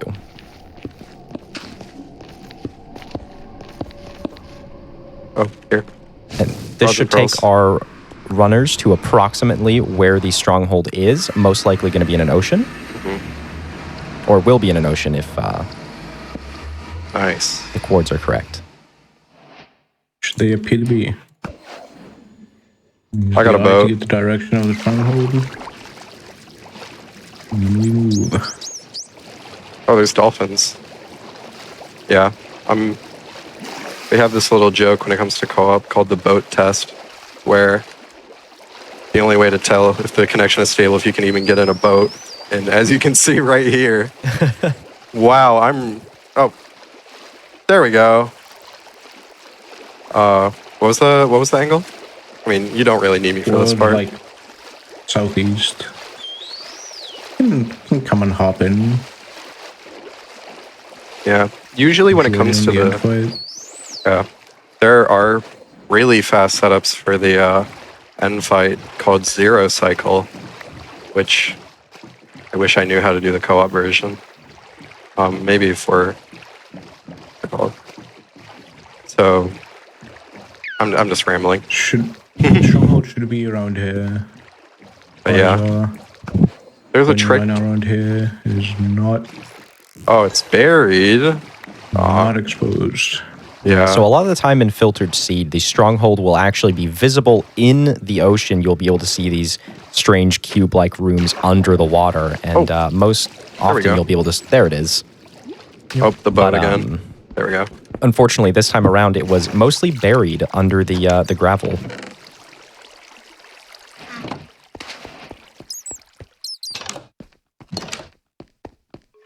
And one of the big advantages of the stronghold being visible in the ocean is that the portal room has a very distinct look to it. So runners will be able to instantly get into the room they need, and they won't have to spend time running through the stronghold like this. I said I'll go left. Yeah. Or bottom left, I mean. Ooh.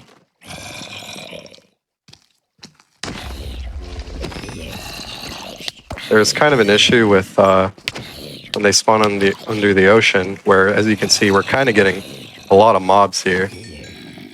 I'm just barely running past. Oh, one just went off. Yeah, because the stronghold is under the ocean, the only place for the mobs to spawn is in the stronghold with them. Hence why there are so many mobs attacking them. There's no surface for them to spawn on instead.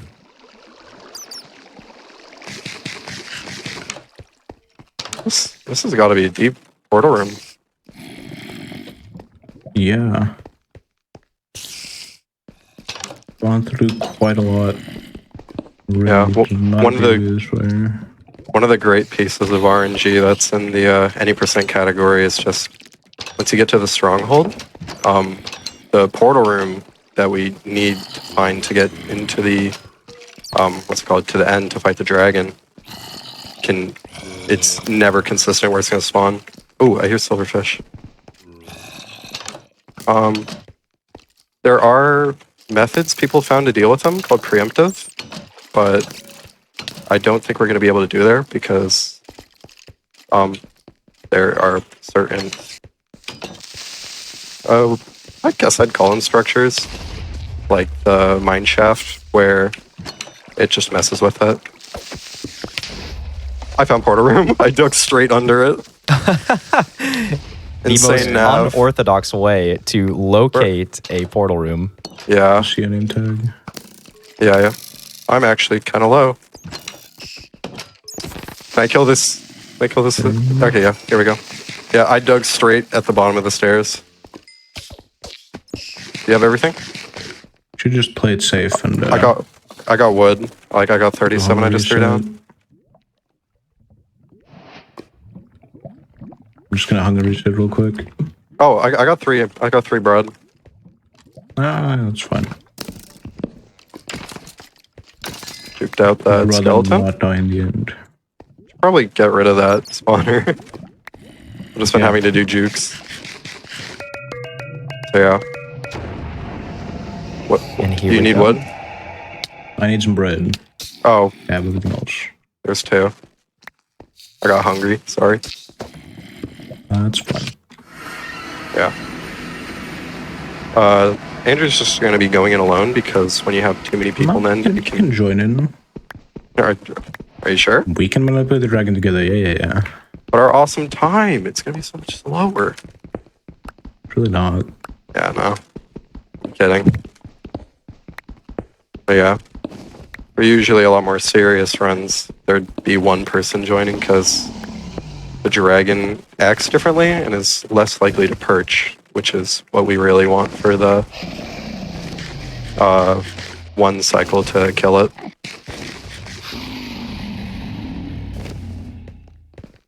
Yeah, so the strategy here, as Leon mentioned, is called one cycle. It involves setting up that little obsidian pillar on the end fountain there. And eventually the dragon will swivel to the middle and do what's called perching, in which it'll swing back and forth until it's rested on top of the fountain. However, instead of letting the dragon actually sit there, Andrew will utilize the beds in the inventory there, which explode in any dimension other than the overworld. Andrew will use the beds to basically explode the dragon before it's able to touch down and kill it. If you want, you can increase the render distance. It's probably going to make it harder to tell when it's perching. Yeah, I can see far enough now. Oh, okay. 12. Oh, I'm on render distance 6. I just realized that was my fault. Yeah, and at this point, it's a waiting game with the dragon. And for a lot of people who are experienced with Minecraft speedrunning that have been doing it for a while, you tend to get this sort of sense of how the dragon moves, and you can tell when it's going to perch. Like this could be it. Oh, just doing some promising movements. It baited us. Wait. Yeah, that was a fake. Yeah. This is what's known as a crow perch. This guy Andrew has had some pretty bad luck with getting the dragon to go down in the past. We just deemed it the crow perch.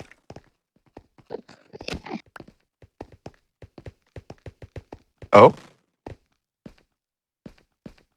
It keeps looking promising. Anytime the dragon gets on the far end of the end, opposite of our players, there is a chance for it to swivel toward the fountain and perch. But today the dragon just does not seem to be cooperating. Too much good RNG in Minachunk earlier. Come on, this got at least sub 20. Oh, it's so tragic. Only like 4 times slower than the world record. Or wait. Yeah, I think Duo's record is like 6-ish minutes. So this has not been a cooperative dragon. Yeah, so when you enter the end, there's a 1 in 13 chance for the dragon to perch immediately. Is that? Whoa. Promising movement. Don't think. Oh, there it is. There it is.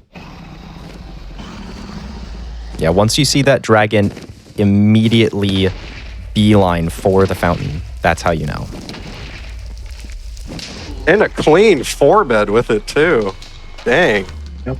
Very, very smooth. 4-bed is the lowest you can get it with.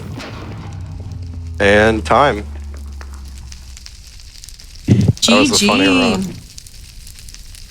That's for everyone. There was a lot of people earlier when you were mining a chunk asking, when are we going to kill the Ender Dragon? So No, I we hope didn't. that satisfies everyone who wanted to see that happen. There we go. Finally took the dragon down. GG's. All right, and I believe there was one more really short run we wanted to Yep. showcase tonight. Only the best category out there. Yes. Stack of The- lime wool. Stack of lime wool. All right. You I'm want sorry, didn't mean to to.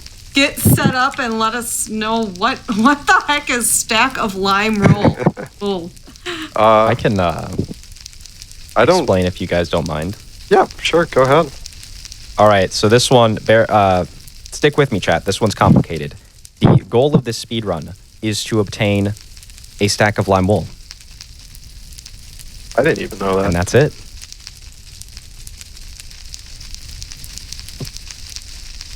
I just gotta find the seed for it. Yeah. So the main category people I believe people enjoy playing for stack of lime wool is actually set seed glitchless. There's a really nice seed out there that has all the elements of what you need to make a successful run. And I might be slightly incorrect on this, but I believe the world record on set seed glitchless is just over 2 minutes. Yeah, I believe it's by RipFC right now, and I think it's like a low 2, so probably somewhere around like the 210 range. Here I can find this really quick. Yeah, and in a surprisingly popular category, I did just pull it up. There are 270 runs submitted in this category. 270 individual people have speedrun Stack of Lime Wool. I think I had a 235 on this, which put me somewhere in the top 30. I haven't Wait, ranked. since Were the I have two of you gonna race this, or was Leon just gonna do this run? I think it would be fun if I joined Leon's server again and I could just spectate him in spectator mode. Yeah, Just get another perspective. Since I have never ran this category, I have no idea how the seed works. I'm pretty sure I remember I how know to the do basic it. idea, but I do not know where everything is. It's gotta. Sec. You gotta get my IP though, right? Oh yeah. Oh, would you just want to load up the world? You can also just run it solo. But if we you get the wanna show action it cam. off. There we go. Oh, okay. Yeah, I can just do it solo if you guys want. It's So Oh, sorry. Oh, no worries. Incredibly, though you may not expect it, there is an amount of RNG to this speedrun. Mm-hmm. There is a point in the run, which you will see, in which you have to dye and shear sheep. However, due to how Minecraft spawns passive mobs into the world, sometimes the sheep are babies, and you cannot actually shear baby sheep, thus Yeah. less lime wool. You run into 3 patches of sheep in this seed, and each patch is like 4 sheep. And sheep also can either drop 1 to 3 wool. So it's basically just hoping that every time I shear them, we get 3 wool or 3 or 2 wool the whole time. It's also just hoping that the sheep constantly are eating, because that makes it so they just grow their wool back so you can shear them again. Here.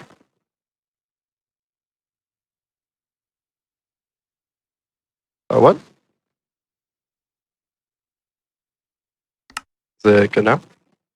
I think I accidentally was showing something else.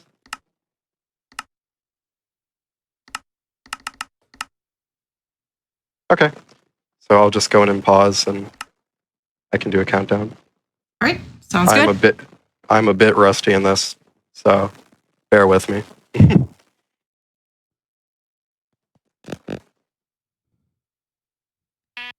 Okay.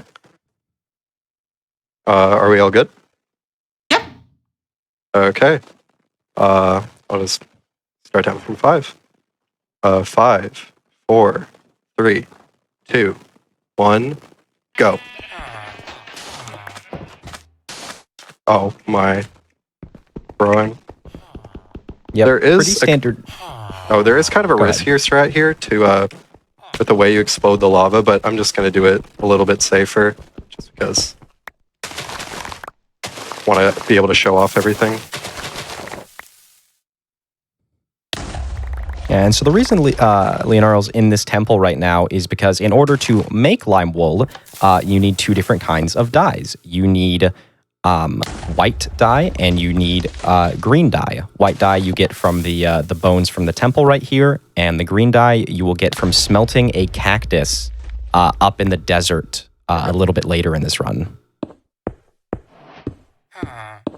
Yeah. With the usual strat, you get like all of the cobble you need immediately, but just because I played it a little bit safer, I had to do an alternate. Also, small time save. If you place a block next to a cactus, it'll break the cactus, so you don't actually have to punch these cacti, which would take longer. You Where'd just all my place a fuel block next go? to them and then break it again. I just don't have fuel. Oh, and there's an element of the RNG here happening.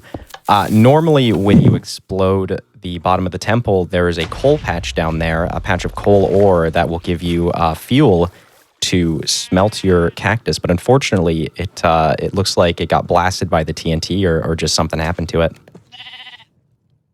Yeah, I thought I took care of it, but guess not. All that means is more stack of lime wool. Can't complain. Oh, whoops.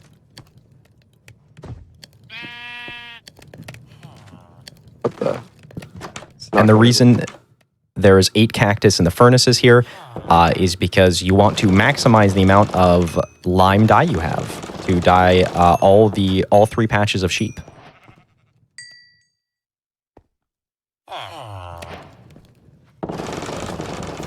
And then now we actually get to the sheep over here. It's looking This like is no babies for the first 2. That's great. That's what we want to see. Great start. And so the goal here is to dye the sheep as quickly as possible and then shear them as quickly as possible as well right off the bat. Because a lot of the time you'll be running up to these sheep and they will decide to eat right before you've sheared them. They love which doing means- that. It's so annoying. That or they'll just wander off. But, oh, there we go. Yeah, actually not a bad amount of lime wool for your first run through. I didn't even see. There's a bunch I didn't even pick up yet. I don't think I've run this category in months. We're kind of getting lucky here for the first try. Oh, forgot. Have to eat that. I'm so washed. In the most competitive category But yes, on of course. speedrun.com.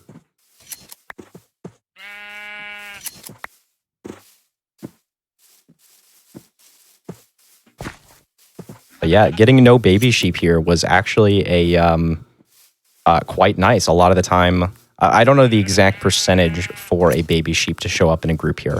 I think it's 5% for each sheep to be a baby sheep, something like that. And we just didn't get any. Yeah, it's great. And the sheep aren't even straying too far. You can see that mountain back next to the third group of sheep. A lot of the times, the sheep will actually wander up that hill. Oh, this could be the last 2. Oh, never mind. Okay, all I need is Close the to 2 time drop here. from this one and we're done. And time. Stack of lime wool. GG. Yeah, that's a pretty funny category. These are my favorite categories. They're just like really just silly, and you wonder why this is and how this came to be. Yeah. I remember I saw a YouTuber Fruitberries post about this and I just instantly knew I had to get this down. I think love at the it. Well, time Oh, yeah. Thank you all so much for showcasing all these different categories today, more than we intended on showcasing, but it's been awesome. I want to give all three of you a chance to shout out anything you'd like. Let us, plug your channels. Let us know where to find you. Oh, of course. Andrew, you want to go first? Sure. So, Andrew_Crow on Twitch is my Twitch channel. That's where I'm most active. And anyone who's interested in Minor Chunk, you can contact me either in Discord or Twitter DMs. Andrew Crow SR on Twitter as well. Very professional. We are a part of the community for the Minor Chunk as well, if anyone's interested. Awesome. Yeah. I've been streaming a lot more at just twitch.tv/leonorel. I've mostly just been doing Minor Chunk related stuff, but like I said earlier, I've also been grinding out just the main category 116 RSG. It's also, if you want to find me on Twitter, not Leonorel. Had that name stolen by accident. And if you really like speedrunning, you should come check me out. Also, shout out Migueli. I was told to say that. Forerunner. And you can find me over on twitch.tv/Prince of Shaw. I also do speedrunning, albeit slower than these two. Speedrunning, and you can find me on Twitter at Prince of Shaw. I commentate a lot of Minecraft speedrunning tournaments.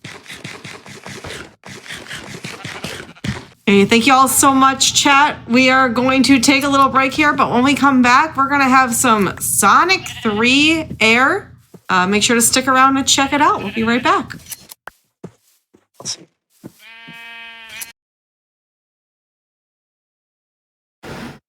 Hey, all you cool cats and gamers, welcome to No Category Left Behind, the GDQ hotfix show that showcases category extension speedruns.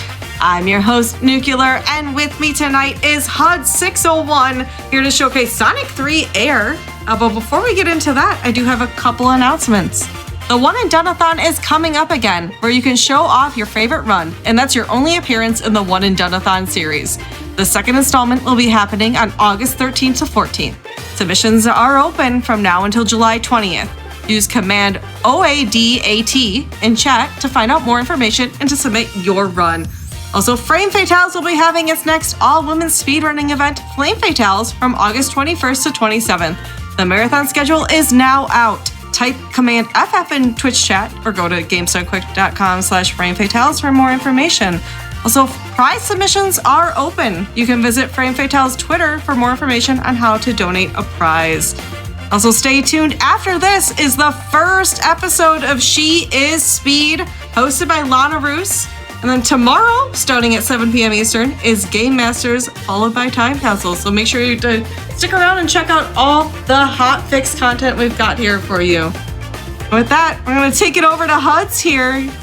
How's it going, Huds? How are you doing? Hey, Nukes. Hello, everyone. Yeah, for those who aren't aware, I'm in the UK. It's just gone 2 a.m. and it has been one of the hottest days on record ever. So what a night to pick for doing a Sonic run, hey? Yes. I'm glad to have you here with us.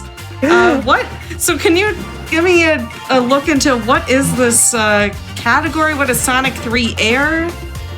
Yeah, absolutely. So Sonic 3 Air, which is short for Angel Island Revisited, is a fan-made remaster of Sonic 3 and Knuckles. So this is running the original untouched Sonic 3 and Knuckles ROM, but it's running it in a custom game engine called the Oxygen Engine, which was made by Eukaryote. This came out in 2019 for PC. It's also now available on web, iOS, Android, Switch, and Mac and Linux as well. It's completely open source too, and because it's running in a custom game engine, we can inject the game with different scripts and mods, and as a result we get possibly what could be considered like the definitive experience for Sonic 3 and Knuckles. So just to quickly run down some of the main changes in this game from the original. As you guys can all see right now, we're running this in widescreen. It runs full widescreen at a consistent 60 frames per second. It supports VSync as well, so if you're running a monitor with a higher frame rate like I am, the game can actually run that at a higher frame rate so you get a better picture. We have special abilities for Sonic such as drop dash, peel out, flight assist, and flight cancel for Tails. There's loads of little minor level tweaks as well. We have in-game menuing. We can restart from last checkpoint, restart the whole act. We can quit to the main menu to skip cutscenes. You're going to see a lot of that during this run. We can also skip the time bonuses. We can fast forward cutscenes. There's loads and loads and loads of changes in this game. But most importantly, it does support mods. And because it supports mods, it allows us to have modded characters, which brings us on to Chaos. So Chaos the Imposter. This is a character mod made by Sotanuk. Sota, you may best know him for creating the fan game Sonic 3D in 2D, which kind of reimagines Sonic 3D Blast as a 2D Sonic game. But Chaos was a character first introduced in Sonic Adventure. He can shapeshift, he is the liquidy boy, and he has been brought into Sonic 3 and he has some very unique abilities. So before we start the run, I just want to explain to you what the abilities for Chaos are, just so that you can see this. So this is Chaos. And his special unique ability in Sonic 3 Air is that he can transform into either Sonic, Tails, or Knuckles at my control. So when I jump in the air, if I were to then press another jump button, such as my A button, I can transform into Sonic, and I assume Sonic's abilities, such as the ability to drop dash. If I press my B button, I can fly and turn into Tails, and if I press my C button, I can glide and turn into Knuckles. I have access to all three characters and their abilities at any time. This allows us a completely unique route through Angel Island and through this game, and that is what I'm going to be showing off to you all right now. I love that. That is so cool. I'm so excited to get in this run. And I also want to mention too, you just world record in this run, like yesterday? Yes, yesterday. I've been practicing all week, been trying to grind this down. Yesterday I got a new world record, 36:47. It is a very tricky run with quite a lot of finite movement in it, being glitchless. So small mistakes can cost me a lot of time, which is why the estimate's quite a bit higher than that. But fingers crossed, we have a really good run. I've got a special music mod pack on as well for GDQ and a special sound effects pack. Shout out to Argic, by the way, a firm favorite of the GDQ family, yes. Who made this sound effects pack. And yeah, you're in for a real treat with this one. Awesome. All right, Huds, whenever you're ready to count us down, let's get into it. Fantastic. Let's get underway in 3, 2, 1, go. So, kicking things off in Angel Island Act 1, we're going to immediately transform into Tails and head up to the top here, because I'm going to grab myself some speed shoes and we're going to take the top path. Immediately lose my fire shield, really not a problem. We get it just for a bit of time save, but it's not the end of the world. Through the loops and up to the top section. So the music mod that I'm running, it has some enhanced versions of some of the level music, but it also has some really cool kind of funk and rock covers made by Longest Solo Ever, who's given me permission to use his covers in this game. So you're currently hearing a lovely funk cover of Angel Island. And one of the first things you're going to see is we're actually going to come down here into Knuckles' area. And the reason for this, we still fight the same boss, and I'm going to use Sonic's Insta-Shield here in order to clear the boss nice and quick, but Knuckles' Angel Island 2 is around about 30 seconds faster than Sonic's. So we're going to immediately head down into Knuckles' Angel Island 2 to save ourselves about half a minute. So, with Angel Island 2, especially with Knuckles' one, it's all about platform cycles. So we've got these platforms everywhere. The problem is I can't actually tell where these platforms are going to be because it's all dependent on what time I finish Act 1 in. So I'm just having to kind of figure this out as I go, adjusting for where the platforms are, making good use of the Tails flight ability that we have here to actually fly us around everything. Jumping up into Sonic's drop dash as well. You're going to see me alternate between the characters quite often in order to skip sections of platforming or in order to get my speed back up nice and fast. Oop, just need to avoid that. And here is the first major boss, and this one is probably the trickiest one of the lot because I need to time this very carefully to get all 8 hits and avoid all the flames as well. Job done. That is genuinely one of the scariest ones in the run because it's right at the beginning and it's really tricky. So we're going to exit out, back into the game, skip the cutscene, and now we're into Hydrocity or Hydro City. Nukes, what's your take on it? Oh, I'm Team Hydrocity. Yeah, correct answer. We did a poll, actually, last time I had Sonic on Hotfix. And I think chat went with Hydro City. It's usually about 50-50. If they go one way or the other, it's usually very close. Yeah, I'm it sure was a chat are going close to love poll. me. I'm sure chat are going to absolutely love us for saying hydrosity, though. So we took Tails' route at the very beginning. We immediately have access to Tails' flight, so we can take Tails' route. Tails' route is a little bit faster, and 38 seconds we're already at the boss. Going to try and get some extra hits at the beginning here. Managed to get one, see if we can get an extra one here, which we did. Let's wait for him to come down. So these first mini-bosses need 6 hits, and the main bosses, for the most part, need 8, though there are a few that are slightly different. And that's Hydro Act 1 done. So again, you're going to see me skip the time bonus here. I can just hold down the jump button and immediately skip the time bonus. And then I'm going to actually restart the level. It just skips the little cutscene at the beginning. This is where that in-game menuing really helps us. Now, I'm trying to get an early cycle here, so I'm going to be making use of Knuckles in order to grab these walls, glide over, and then use Tails here to fly up. And this should allow me to get the early cycle on this platform just there. Beautiful.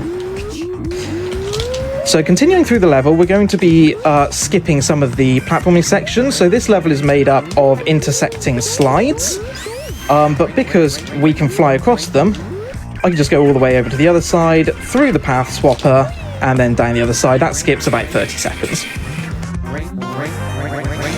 So I'd say that like the tricky thing with Chaos and what makes it really unique is knowing when to switch character and which character's ability is best used at any given time.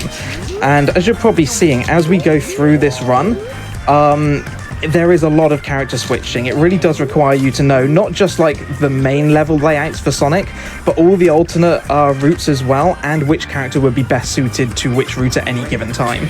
I just need to figure out my platform cycles here. 107, 108, 109 should be able to sneak under here. Yeah, nice. I can imagine routing this with all the character changes was quite a project. I mean, I've been running this game for almost 2 years now. My 2-year streamer anniversary is actually coming up end of this month. And I've played all 3 main characters in terms of Sonic, Tails, and Knuckles. So I've had some time to kind of learn all the different routes, but yeah, one of the trickiest parts of this run was figuring out which one is actually best. Because in any given level, it's not just a case of use one route, it's usually an amalgamation of many different routes. So a good example of that is here in Marble Garden 1, actually. So I'm going to immediately grab the lightning shield, which is going to help me with the jump in a second here. Just jump there. So taking this top route, and immediately I'm going to deviate from the normal path and head up here and take Tails' route, because this skips a little section. For the rest of the level, though, we're effectively going to take Sonic's route. So that's an example of just using one of the character's routes as a bit of a shortcut through the level.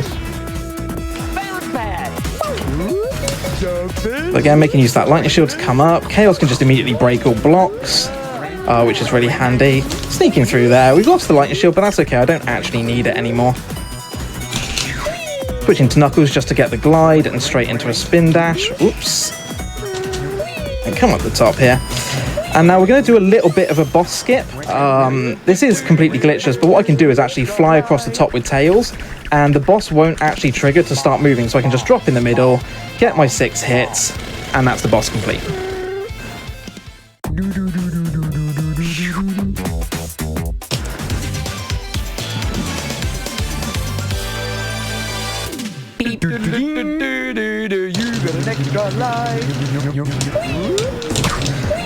So what always amazes me with these character mods, and especially with this game, is this is all free. You need to own a copy of the original Sonic 3 and Knuckles ROM in order to play this. It used to be purchasable on Steam, but unfortunately no longer since Origins came out. But Sonic 3 Air is free, and this character mod is free as well. And it's just amazing the kind of rich content that we get from people within the modding community, the real enthusiasts who give us such incredible experiences. Just taking a little shortcut here with Tails. Yeah, it's just fantastic what they give to us. So I need to be a little bit careful here. If I don't time this jump right, I could end up glitching. Okay, we've got to save for that. So those spikes there are notorious for you just falling straight through them, which does count as a glitch in the game. Thankfully, we hit the spikes, took damage. It's not the end of the world. I'd rather do that than glitch at this stage. Going to try and insta-shield through that enemy, which I did. And continuing along the normal path. Chat is absolutely obsessed with the sound effects going on right now. It's so good. So we have 3 primary sound effects packs that the speedrunners use. The original was made by RPG Hidden Wizard. Shout out to him. He's also one of my channel mods, and also one of the mods of the Sonic 3R speedrunning community. And he made one using his Colin persona. And it's really, really popular, and we all love running it. And that kind of inspired both Argic and Nico Hart to make their own packs. And I'm running the Argic one today. And it's great. We literally just replace all the sound effects with our own voices. And there's many other people that want to do their own version. I'd love to do my own one day. But there is something like over 200 sound effects in the game to replace. So it's quite a time-consuming process. Yeah, shout outs to Argic for doing this one. And he said Nico Hart and what was the Nico third? Hart and RPG Hidden Wizard. Shout outs to all of them, because that's a project within itself to replace over 200 sounds. So once again, as soon as the time bonus counts to 0, we're going to exit out of the game and head straight back in. It updates our save file with the next level. And How much into time would you say that saves overall, being able to do that? Versus having to actually sit through the cutscenes over the course of the entire game, it's well over a minute. Okay. Yeah, that's significant. So we do have the ability to fast forward some cutscenes in Sonic 3R, and you are going to be seeing that very soon. Most of the cutscenes you can fast forward are the end of level cutscenes, but we just skip them anyway. But there are some in-game cutscenes that we have to skip. So already into the Carnival Night 1 boss. So this is one of the mini bosses where it only takes 4 hits rather than 6. This is Stop Hitting Yourself the Boss Part 1. So I'm going to immediately get a hit on him. He's going to extend himself out, and he's going to hit himself with his little spinny top. There's 2, there's 3, and then we should get the 4th one in a second. So there is like a timed pattern for that one to keep the spinning top on the right-hand side. Holding down now, so when we get to the bottom, the signpost actually spawns in a little bit lower. It's a little half-second time save, but it's an easy one to do. So Act 2 in Carnival Night, we're going to skip the boss on this one by taking Knuckles' route. So I need to try and time a jump here. Oh, a bit early on that one, that's okay. Just head back up, fall down here, and we're going to go this way into Knuckles' route. Because if I drop down here, there are some blocks that we can break as Chaos, and now we're into Knuckles' path, and Knuckles doesn't actually have a boss in Carnival Night 2. So all I have to do is just make it through all these obstacles. If it'll let me through, please, thank you. Always a problem with the bumpers. And then from this point forward, it's just a mad dash to the end. So drop down the bottom here, spin dash again, through all these. And then we're just going to hit the capsule. That's kind of like Act 2 done. Really simple and straightforward.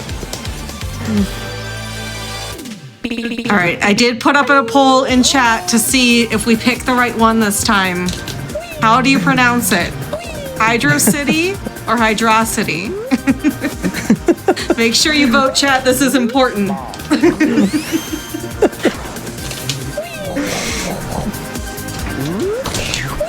Okay, so this is Ice Cap Act 1. This is another level where we're going to take Knuckles' path initially, because it is quicker. It's going to come along here, glide. I need to try and slot down this gap. Nice, without taking any damage. Going to head down here. I'm going to take some intentional damage here, because that will give me my invincibility frames. I can then skip across the spikes and continue on. Now, I'm going to be abusing a small bug in this character mod. It has since been fixed, but we still, for speedrunning purposes, run on an older version of the mod because it is quicker. Now, I'm going to head across to the right here, and I'm going to go into Knuckles' boss area. Knuckles and Tails both fight the same boss, but they're in different boss arenas. And what this would mean is that normally at the end of this boss, I would end up having to do Knuckles' Ice Cap 2, but it's slower. So I want to do Sonic's one. Now what I can do is when we start Act 2, I can restart the level and it will warp me up into Sonic's area, which is what the game normally does, but Sota, in his infinite wisdom, has actually fixed that in a later version, which is why we run the old version. But if I restart here, you can see I'm now up the top, I'm in Sonic's area, and I can do Sonic's Ice Cap 2, because it is faster. So you can see there the use of the peel out. It doesn't get used too much during this run. It's one of the only times we will be using it. And at the moment, I'm just going to try and stay on the top path, making good use of the lightning shield just to get us up here. Mind the penguins. And if I get everything right here and the level is nice to me, unlike that, I should be able to finish this in just under a minute. But it does require things to go well. There's a very tricky jump coming up near the end.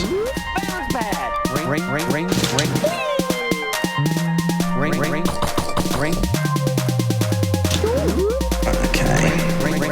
So this is where the tricky jump is. I need to try and avoid the enemies and getting crushed. And I immediately jumped way too high, so that's okay. So normally you can make it all the way through this tunnel and avoid these crushing blocks, but it does require pretty much a frame-perfect jump and then getting a lightning jump and various other bits.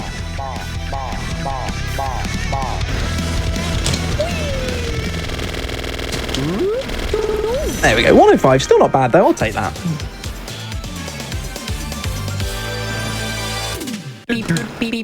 So believe it or not, we're already nearly through the first half of the game. We're into launch base here. Now, here's another little factoid for you. Chaos takes Tails' slot in the game because Tails' flight is the only ability that is hard-coded to Tails as a character. Both Sonic's drop dash and insta shield and the peel out, as well as Knuckles' gliding, can actually be transported across to any of the character slots in the game. What that means for us is that on certain levels, such as Launch Base 1, we are forced into taking Tails' route. So that elevator at the beginning immediately took us upwards to Tails' route. It's actually a good thing for us because it is a slightly faster route.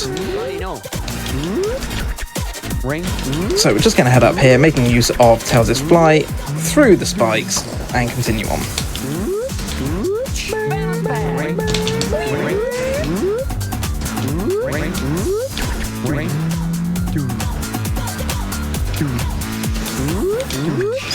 Okay.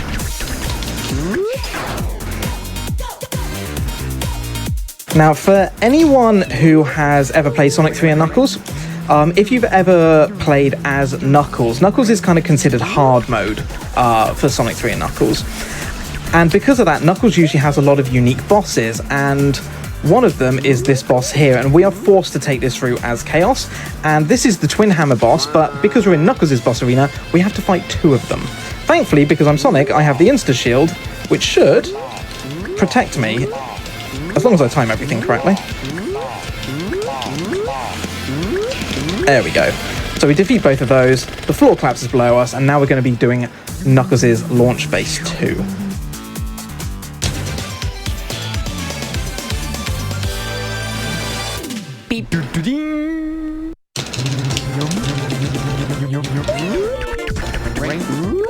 We've got some of that lovely prototype music on. This is the prototype music for Launch Base. It's an absolute banger of a track, if you ask me. In my opinion, much better than the original.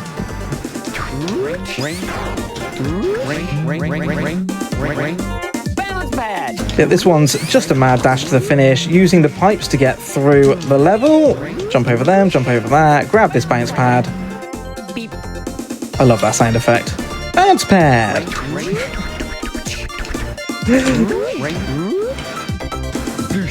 Alright, so our poll came out and most people said Hydro City. But now we have another poll, and the poll is, how do you pronounce it? The right way or the wrong way?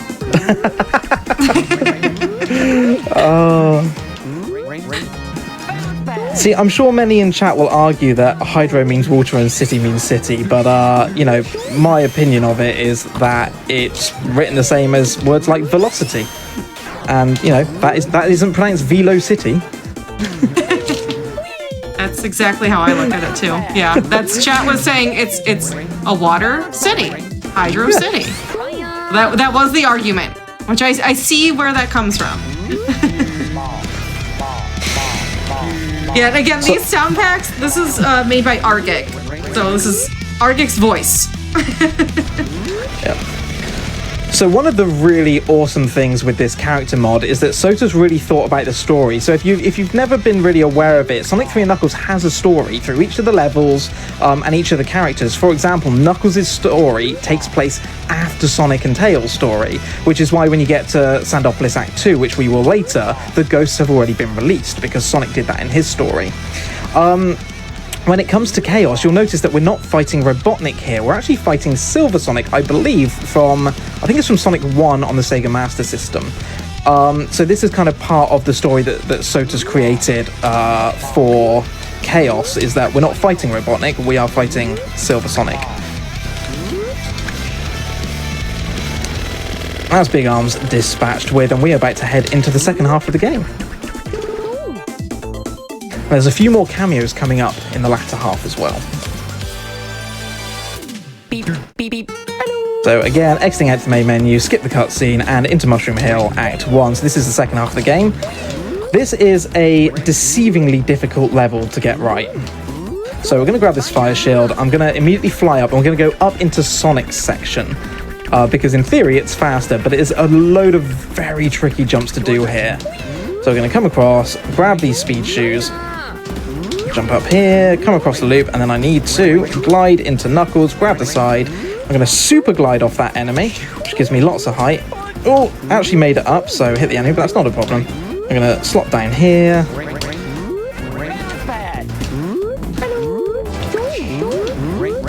And I'm going to come up to this section. Because with Tails, I can just fly across, get in under this path, hit the spikes, whoops, and then down into the boss arena. So I grabbed a quick backup fire shield just there. Just allows me to get some early hits. This is Ho-Oh, and we saved the tree. No F's in the chat for tree this time, we actually saved him. He usually loses his head, sadly.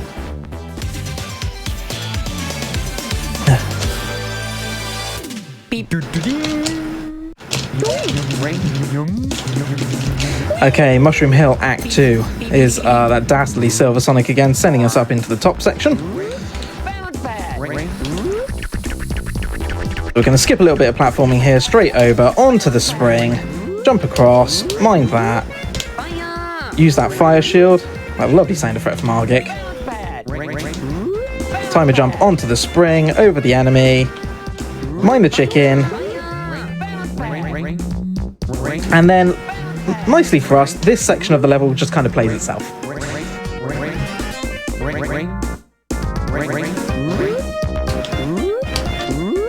And then onto the pulley. So this is another really nice quality of life update. These pulleys move a lot faster in Sonic 3 Air than the original. So it's all these kind of little changes that have been made. Whoops. All these little changes that have been made across the game, which really make it so much more enjoyable to play, in my opinion. So unfortunately, I kind of messed up my setup for the boss. Normally we can get a 6-2 on that. So we dive in at a very particular spot. I changed over to Knuckles. Knuckles then get in and spin dash during the boss's kind of iframes. We can get 6 hits initially and then another 2 afterwards. Unfortunately, kind of messed up the positioning, so we had to kind of deal with that on the fly. It's all good though. We're already here into Flying Battery 1, and we have this incredible rock cover, this lovely metal cover by Longest Solo Ever. You'll find him on YouTube if you want to listen to it in full. It is honestly a delight to be able to play these.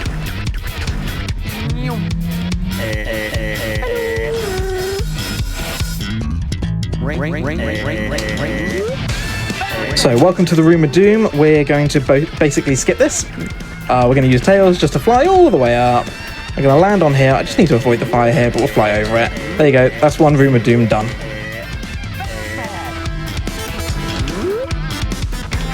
So with Flying Battery, there are a whole load of different cycles. In fact, it's a good time to talk about cycles in Sonic 3.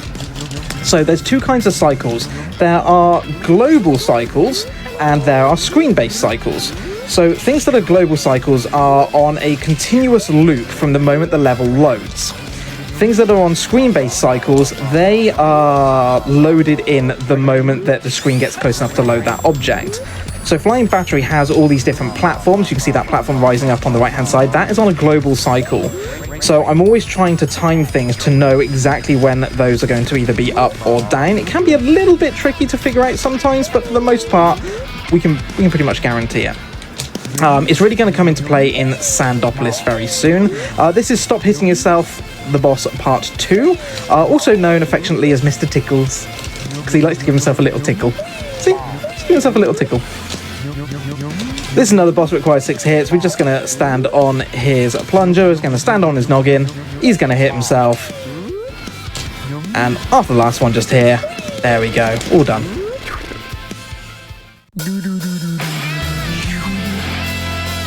This whole run is just giving me life right now, Huds. Everything about it. This is so good. I'm so pleased to hear that. So, Flying Battery Act 2. Flying Battery, a bit of another tidbit. It was originally meant to be in the first half of the game in Sonic 3. It was meant to come after... Carnival Night, I believe. But due to time constraints and various other things, they had to move it. Because of that, the characters don't actually have any kind of unique pathing. Sonic, Tails, and Knuckles all pretty much have the same path through this level. It's very linear. But that's actually good for us. The big change here are those kind of coil sections you can see, like with the rising and falling platforms. So they kind of halt us up a little bit, but those are on screen-based cycles, so those don't actually start moving until they come on screen, which is why, for example, that spin dash under that coil, we can guarantee to make it under safely.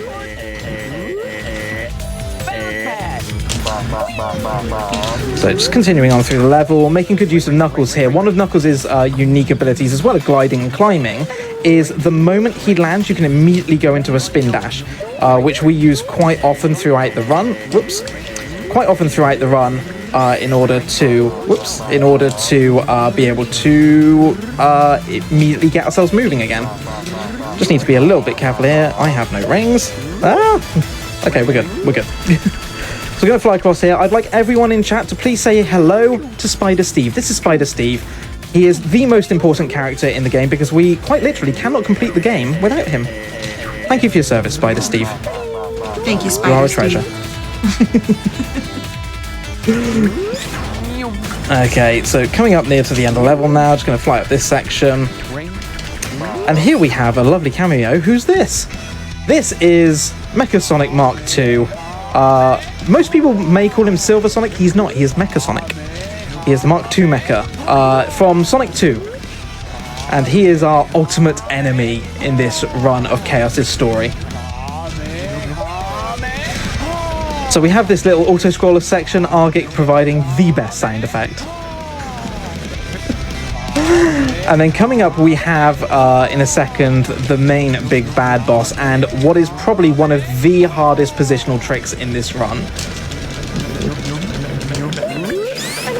So if I get this one wrong, I am likely to take a death and I'm going to have to do it again. So this is hence the estimate, but we'll give it our best shot.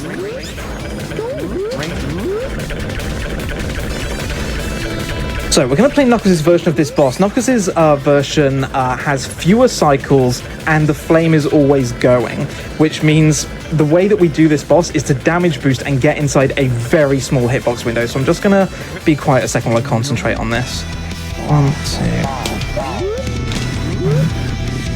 5, 6, 7, 8, 9, 10.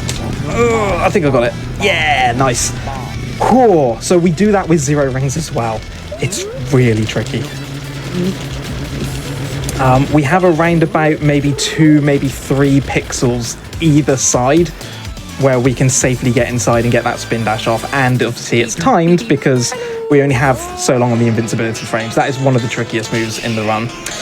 So here we are into Sandopolis Act 1, my absolute favorite level. For those who don't know, last year for my 1-year streamer anniversary, I ran what is known as the Sando 601, which is I ran this level 601 times in a row. It took 25 hours.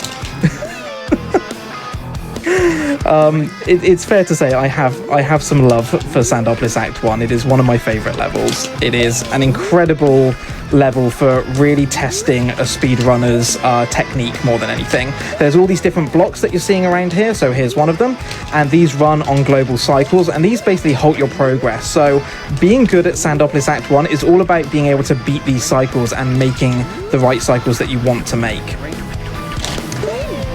But for those who want to know the lore behind it, it started as something called the Sando 8, and that came about because the very first time I streamed this game and tried to complete this level, it took me, or as the legend goes, it took me 8 attempts to complete this level. It became a bit of a meme, and that then became the Sando 8, which is on the category extensions board. That then got extended to the Sando 100, so we have a run where we complete this level 100 times in a row, and we now do that pretty much on the last day of the year as a bit of an annual tradition. Myself and a load of other Sonic speedrunners, we have a little race at the end of the year. And then, as I said, for my 1 year anniversary, streamer anniversary last July, I ran the Sando 601, which is effectively 24 hours of Sando. But as I say, it's a legend. The reality was it took me many more attempts than 8. It's just 8's the number that stuck. So a bit of HUD's lore for you all. Right, Sando Act 2. Now, normally this is, I would argue, one of the worst levels to run as Sonic, because you just have to wait for the rising sand all the time. But we aren't Sonic, we are Chaos, which means we are Sonic. But also Tails, but also Knuckles. So you can see here the ghosts have already been released because Chaos' story happens after Knuckles'. And because we have all 3 characters, we can make great use of Tails' flight ability here to skip a lot of the sections where we'd otherwise have to wait. So I'm going to drop down the bottom here, open up this switch. Oh, I could have made that cycle, but we won't risk it.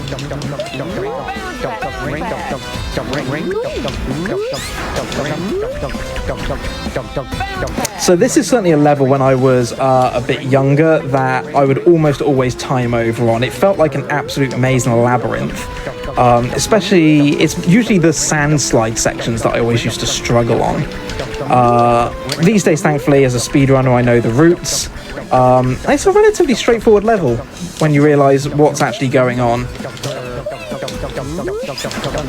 But yeah, as you can see, we're not worrying about releasing the sand. We don't need to worry about that. We'll just use Tails' flight and skip everything.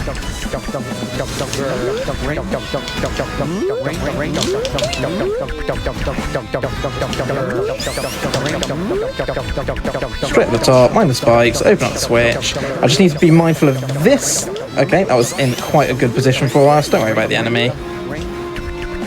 I'm going to try and do a waterfall climb here, or a sandfall climb, which, fingers crossed we get the frame. Yeah, we got it, nice. So it just requires when you hit the bottom of that sandfall, on the exact frame you hit it, you just need to make sure that you are jumping, and then Sonic, or in this case Chaos, will jump into the sand, and you can just go up and through it. That skips a little section. It's around about a 20-second time save. We're going to come up the top here, onto the bounce pad, onto this switch. We're nearly at the end of the level, and then we have the boss to fight. Ooh, just sneaking under that.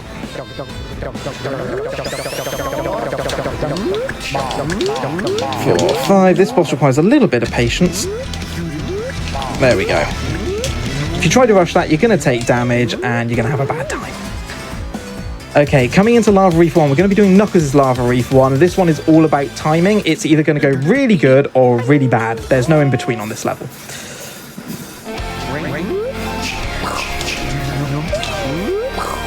So I'm going to come across here and head to the bottom. I'm going to charge a spin dash. Make use of Knuckles' glide. Nice, made it through the lava there, which is what I was aiming for. Gonna head to the bottom, jump over those spikes, up to the top here. Don't try and sneak under that, you'll never make it, and you'll end up getting crushed. Just gonna line this up here for a spin dash. So far, going good. Potentially famous last words though, probably shouldn't have said that.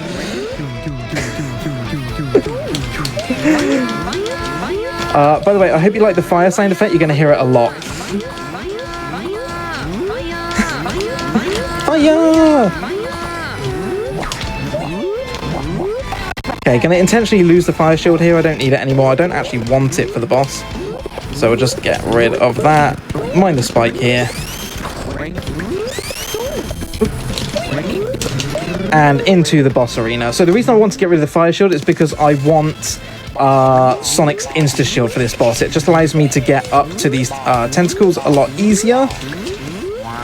And now we have heat on. 1, 2, 3, 4, and 5. We jump on 5. We get our 3 hits. Lovely. And we just need to time 1 more of these.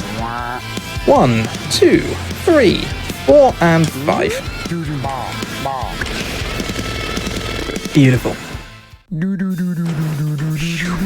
So, Act 1 done out the way. We are getting close to the end of the run now.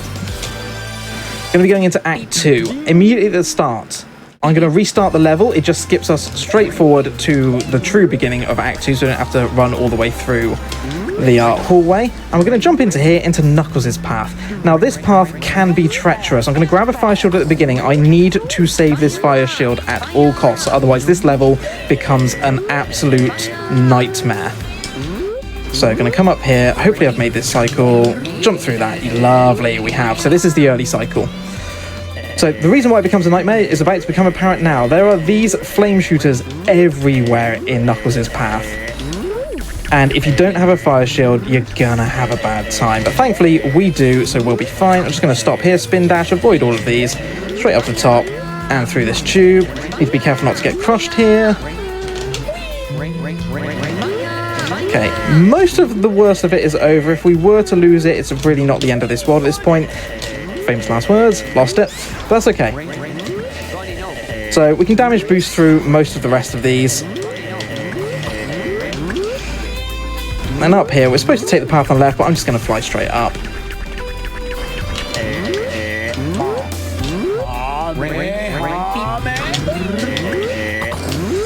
And then there's 2 more flame shooters coming up. I'm going to see if I can insta-shield through them. Missed the first one, that's okay. I get the second one. Yes, I can. Beautiful. And into the Hidden Palace.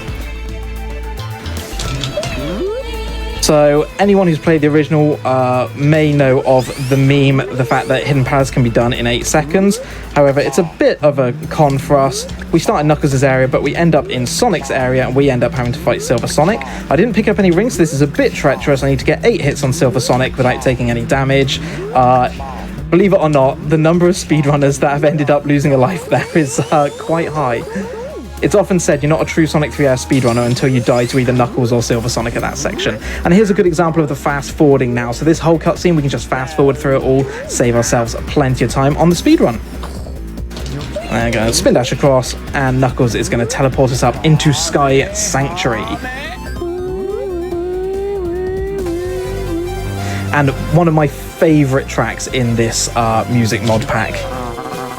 Really nice orchestral version of Sky Sanctuary. It just has so much grandeur to it, you know. So Sky Sanctuary is a vertical level, which means we need to go up. Thankfully, because we can be Tails, we can just fly up. So I'm going to be taking a very specific path here in order to make the next platforms before Tails runs out of puff. We get about 8 seconds of flight time. Come across here, into here, and then we're going to fly up again. There are 2 mini-bosses on this level. You normally fight a variation of the Green Hill boss from Sonic 1 and the Metropolis boss from Sonic 2. But as you can see, we're not bothering with any of that. We're just going to continue on through the rest of the level. We're going to sneak into here, along the bottom, up the top, and nearly at the end, onto the teleporter. And then here's the big surprise for you all. Sky Sanctuary Act 2. So this is our final level of the run. Silver Sonic's here. This is what Knuckles gets as Sky Sanctuary, and this is our final boss. We are finally meeting Mecha Sonic from Sonic 2. And we're going to try and get the fastest possible here. Good RNG on that. That's 6 hits, 2 to go. Oh, just got me with a hit there. Okay, lost my ring, so I've got no rings for the second part. Little bit of jeopardy, but it's okay. We should be all right. You've got this. So he's going to charge himself up on the Master Emerald. He's going to turn super. And now what we're going to do is manipulate the RNG on this one. So I'm going to follow him under. This will cause him to send out the orbs. First one, second one I jump over. Third one we come under. 1, 2, 3, 4, and 5. 3 hits to go on the boss. So I'm going to do the same thing again. He's going to fly away. He's going to come back. I'm going to follow him under. And 3. 1, 2. Final hit coming up. Time is going to be on the fade out. And time. GG. Thank you very much. That was a beautiful run with absolutely gorgeous music the whole way through. I've got this lovely piano arrangement to finish off. This is Starlight Zone. Yeah, if it wasn't for my world record yesterday, that would have been world record. Yeah, what was, remind me, what was your world record yesterday? What was the time on that one? So the time I got yesterday was I believe a 36:47. Wow. At least I'm fairly sure it would have been. How much did I beat it by? Oh no, we would have been 5 seconds shy of world record. I apologise, but still, I'm happy with that run. That was a decent that run, was especially a great run. especially for 2:30 in the morning. Yes. All right, well, we'll let you wrap up here so you can maybe go get some sleep. Thank you so much for joining us, though. This was absolutely phenomenal. I love this run so much, as I said earlier. I want to give you a moment to shout out anything you'd like. Let us know where to find you and what to expect if we go to your Twitch channel. No worries, thank you very much. So yeah, my name is HUD601. You'll find me at twitch.tv/HUD601. I'm HUD601 on all the platforms. I am a through and through Sonic speedrunner. I usually do the 2D Sonic games. I've been trying to get into more 3D ones, but for the most part I do 2D Sonic speedrunning. So Sonic 1, 2, 3. I tend to play the fan games, so Sonic 1 Forever, Sonic 2 Absolute, and Sonic 3 Air, and also Sonic 3D in 2D. But yeah, come and follow me, come and join us. We have a lovely wholesome community, a really, close-knit one. We love inviting new people in and getting to know you, so please do come and drop me a follow. A couple of thanks, if that's okay. I just want to firstly say a huge thank you to you, Carryot, for making Sonic 3 Air. It is, as I say, probably the definitive version of Sonic 3. It's a free fan game. You can't beat free. It's wonderful. Come and play it. A huge thanks to Sotanuk for making the Chaos mod. It's incredible. I love it. It is one of the greatest mods I've ever played, and really requires some skill to master, which I love. A huge shout out to my fast-paced events team headed by Amber Cypron. Love you guys, you're all wonderful, and I'm very, very proud to be part of that team. Also to the Sonic 3 Air speedrunning mod team, to Nacho, to Ben, to RPG, to Rafflemere, and to Tej. Thank you all for helping me to look after the boards, and for helping make this such a fantastic speed game. To everyone at Club 601, my Discord, to the Sonic Speedrun community, the classic Sonic Speedrun community, thank you for always being so welcoming, for 2 years ago welcoming me into the community and showing me the ropes in order to, find myself here 2 years later. Nukes, thank you so much to you for having me on your show. It's been a genuine pleasure and an honor to come onto Hotfix and show this run for you. And also shout outs to Ray behind the scenes, who's doing all the tech and keeping this thing running. Really appreciate all the work behind the scenes. Yes, thank you so much for being on here. This was absolutely phenomenal. A real honor to have you on the show. So thank you again for coming on. This was a fantastic run. My pleasure. Chat, we are going to take a short little break here, but stay tuned because after this is the premiere episode of She Is Speed, a new Hotfix show hosted by Lana Roos. Stay tuned.